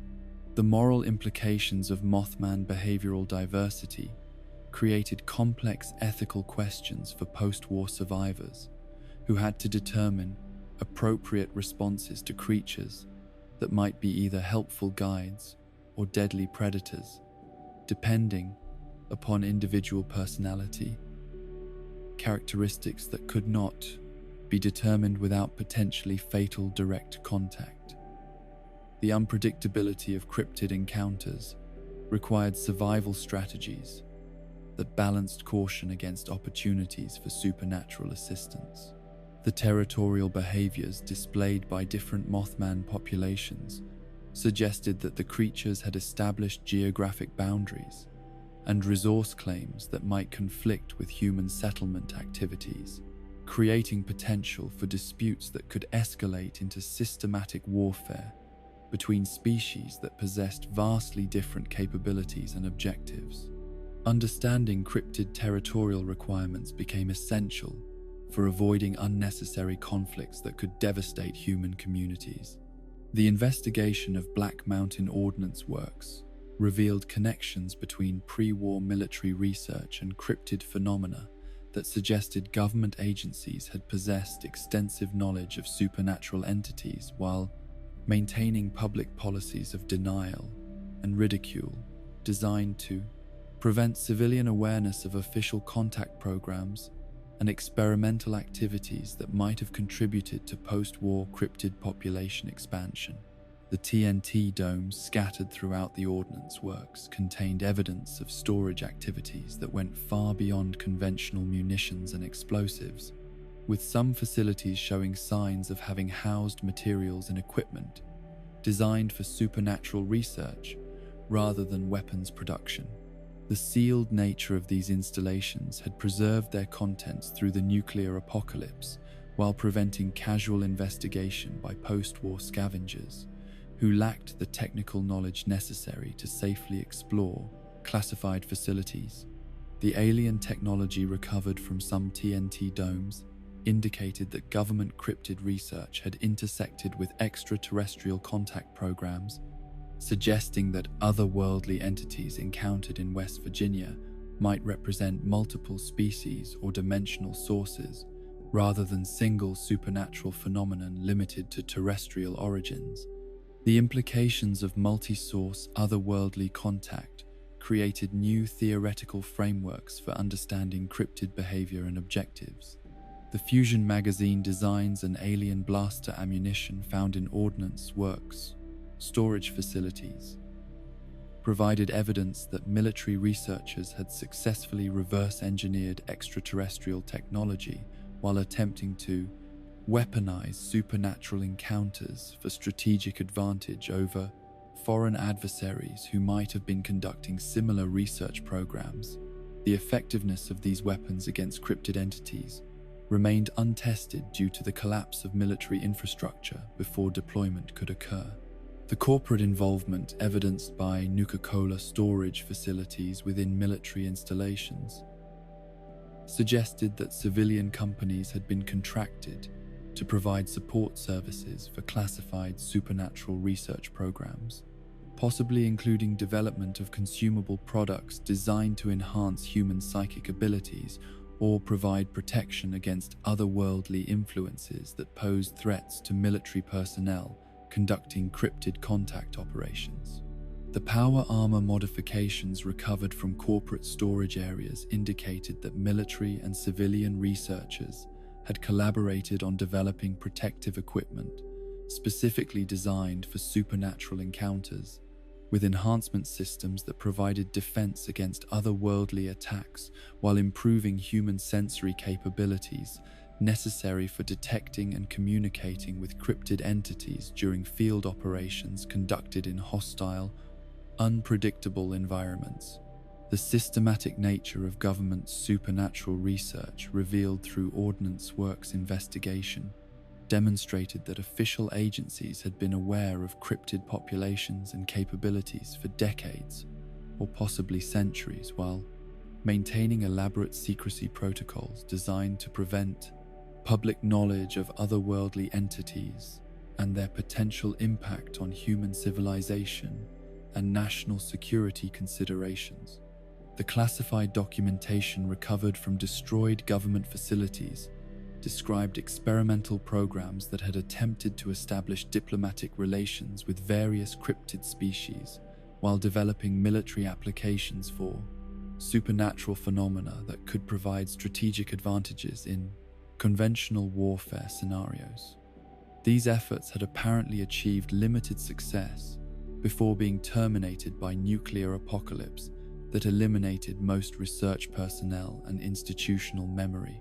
The theoretical framework that emerged from systematic analysis of post-war cryptid encounters suggested that Mothman entities represented advanced intelligence that had been monitoring human civilization while maintaining careful distance from direct involvement in human affairs, with the nuclear apocalypse creating conditions that required more active supernatural intervention to prevent complete collapse of planetary ecosystem that supported both human and cryptid populations. The evidence for cryptid reproduction and population expansion indicated that these entities viewed post-war Earth as suitable habitat for establishing permanent colonies or expanding existing territorial claims that had previously been limited by human technological development and population density. The reduction of human civilization to scattered survivor communities had created opportunities for otherworldly colonization that might represent either threat or opportunity, depending upon the long-term objectives of different cryptid species. The complexity of post-war supernatural encounters suggested that human survivors were witnessing the emergence of new ecological relationships between terrestrial and otherworldly species that would determine the future evolution of planetary civilization in ways that transcended simple human recovery from nuclear devastation. Understanding and adapting to these relationships would be essential for human survival in a world where cryptid entities played increasingly prominent roles in determining resource distribution and territorial control. The ultimate significance of Mothman population diversity lay not in their specific characteristics or behaviors, but in their demonstration that otherworldly intelligence possessed the adaptability and strategic thinking necessary to thrive in post-apocalyptic conditions while maintaining capabilities that exceeded human technological and military resources. The future of human cryptid relationships would depend upon developing cooperative frameworks that recognize supernatural entities as permanent residents of Earth, rather than temporary visitors or exploitable resources. The legacy that emerged from the ashes of Point Pleasant's nuclear destruction transcended the immediate tragedy of atomic devastation to reveal fundamental truths about humanity's relationship with the mysterious forces that operate beyond the boundaries of conventional understanding, transforming a local cryptid legend into a universal symbol of mankind's eternal search for meaning in the face of inexplicable phenomena that challenge every assumption about the nature of reality and consciousness itself. The Mothman myth had evolved through multiple phases of cultural interpretation, beginning with genuine terror experienced by witnesses who encountered something that defied rational explanation, progressing through periods of skeptical dismissal and commercial exploitation, and ultimately achieving the status of spiritual touchstone for communities seeking connection to supernatural forces that might provide guidance and protection in an uncertain world where traditional institutions had proven inadequate for addressing existential threats. The creature's role as harbinger of doom had been validated through the nuclear apocalypse with a precision that exceeded human capacity for coincidence or wishful interpretation, demonstrating that otherworldly intelligence possessed prophetic abilities that transcended temporal limitations while operating according to moral frameworks that included concern for human welfare despite humanity's general indifference to supernatural guidance and warning. The theological implications of accurate prophecy, combined with tragic misinterpretation, created complex questions about the nature of divine communication and human responsibility for properly understanding messages that originated from realms beyond ordinary sensory perception, suggesting that spiritual preparation and interpretive wisdom might be prerequisites for benefiting from supernatural guidance, rather than being destroyed by failure to comprehend otherworldly warnings. The transformation of Point Pleasant from a community divided by supernatural encounters into a tourist destination that celebrated its cryptid heritage demonstrated humanity's remarkable ability to domesticate even the most disturbing phenomena through commercialization and cultural integration, converting sources of genuine fear into objects of curiosity and entertainment that generated economic benefits, while potentially diminishing the spiritual significance that originally made such encounters meaningful. The 12-foot statue erected in downtown Point Pleasant served as permanent monument to the community's complex relationship with forces beyond human control, transforming an ethereal mystery into concrete reality, while acknowledging that some aspects of existence required commemoration, even when they could not be fully understood or rationally explained through conventional analytical methods. The Mothman Museum's collection of artifacts, photographs, and witness testimonies created a comprehensive archive of supernatural encounters that preserved individual experiences within broader cultural contexts, while demonstrating the persistence of otherworldly phenomena across multiple generations of observers who maintained remarkably consistent descriptions despite the passage of time and evolution of social attitudes toward cryptid sightings. The annual Mothman Festival that drew thousands of visitors to Point Pleasant each September represented the complete cultural integration of supernatural mystery into mainstream American entertainment, transforming a source of community trauma and individual terror into a celebration that generated significant economic activity while maintaining respectful acknowledgement of the genuine experiences that had created the legend. The festival's success demonstrated the universal human fascination with mysteries that exist at the intersection of natural and supernatural realms, providing opportunities for people to explore their relationship with otherworldly possibilities while remaining safely grounded in social activities that did not require personal commitment to belief in cryptid reality or supernatural intervention in human affairs. The costume contests, vendor booths, and educational presentations that characterized festival activities created multiple entry points for engagement with Mothman mythology, allowing participants to choose their level of involvement while respecting both believers who maintained serious spiritual relationships with cryptid entities and skeptics who appreciated the legend's entertainment value without accepting its literal truth claims. The balance between commercialization and commemoration that festival organizers maintained reflected the community's understanding that their supernatural heritage required careful stewardship to preserve its cultural significance while generating economic benefits that supported local businesses and provided employment opportunities for residents who might otherwise be forced to seek work in distant urban centers. The scholarly attention that Mothman encounters attracted from academic researchers, paranormal investigators, and cultural anthropologists created a body of literature that analyzed the phenomenon from multiple perspectives while avoiding definitive conclusions that might close off future investigation or diminish the mystery's continuing cultural relevance. The documentation efforts undertaken by serious researchers provided methodological frameworks for studying cryptid encounters that could be applied to other supernatural phenomena while maintaining scientific rigor that prevented easy dismissal of witness, testimony, or premature acceptance of extraordinary claims that required extraordinary evidence for proper validation.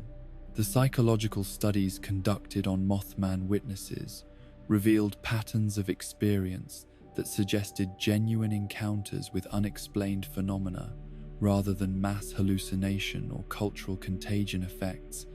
providing empirical support for the reality of supernatural encounters, while acknowledging that the true nature of such phenomena remained beyond current scientific understanding or technological investigation capabilities. The sociological analysis of community responses to cryptid encounters demonstrated how supernatural events could serve as catalysts for cultural transformation, creating shared experiences that bonded residents together while generating economic opportunities and media attention that fundamentally altered local identity and regional reputation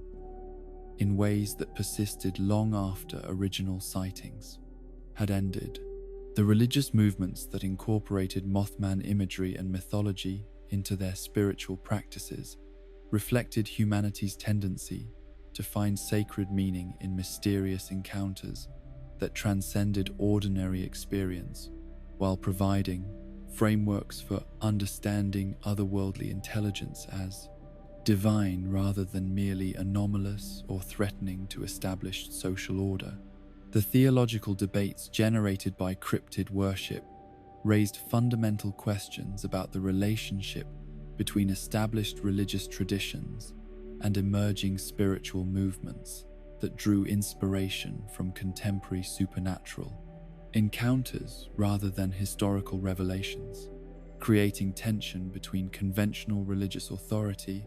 and experiential knowledge that challenged institutional control over spiritual interpretation. The interfaith dialogue that developed around Mothman phenomena demonstrated how supernatural encounters could serve as bridges between different religious communities that found common ground in acknowledging otherworldly intelligence while maintaining their distinctive theological frameworks and ritual practices that provided cultural continuity alongside spiritual innovation. The prophetic interpretation of nuclear apocalypse fulfillment created new eschatological frameworks that incorporated cryptid entities into broader cosmic narratives about divine judgment and human destiny, transforming local legend into universal spiritual teaching. that addressed fundamental questions about mortality, meaning, and transcendence that had concerned humanity throughout recorded history. The post-war evolution of Mothman encounters into documented evidence of multiple cryptid species with varying behavioral characteristics and territorial ranges, suggested that supernatural phenomena might represent complex ecosystems rather than isolated incidents, creating new fields of study that combined paranormal investigation with ecological research methodologies. The government documents recovered from destroyed military installations revealed official awareness of cryptid populations that extended far beyond public acknowledgement, indicating systematic cover-up policies designed to prevent civilian panic while enabling classified research programs that attempted to understand and potentially weaponize supernatural phenomena for strategic advantage. The technological artifacts discovered in abandoned research facilities demonstrated successful attempts to reverse engineer otherworldly capabilities while developing defensive systems that could protect human personnel during cryptid encounters, suggesting that official agencies had achieved far greater understanding of supernatural phenomena than public policies indicated. The corporate involvement in government cryptid research programs revealed economic interests that viewed supernatural phenomena as potential sources of technological innovation and commercial development rather than merely scientific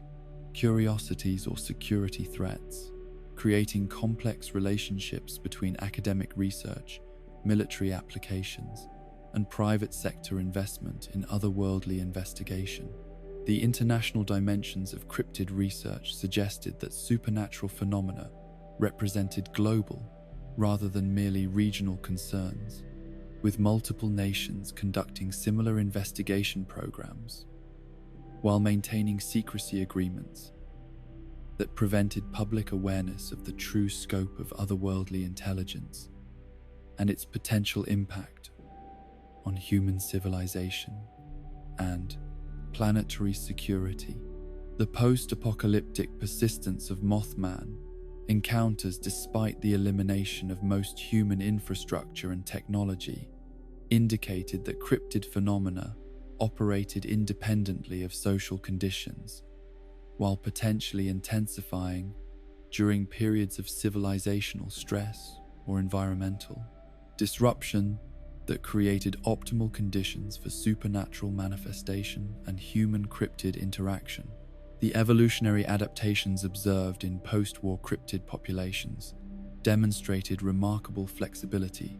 that enabled supernatural entities to thrive under radically altered environmental conditions while maintaining their essential characteristics and behavioral patterns that had been documented during pre-apocalyptic encounters with human witnesses and research personnel. The territorial expansion, evidenced by post-war cryptid sightings throughout previously unoccupied geographic regions,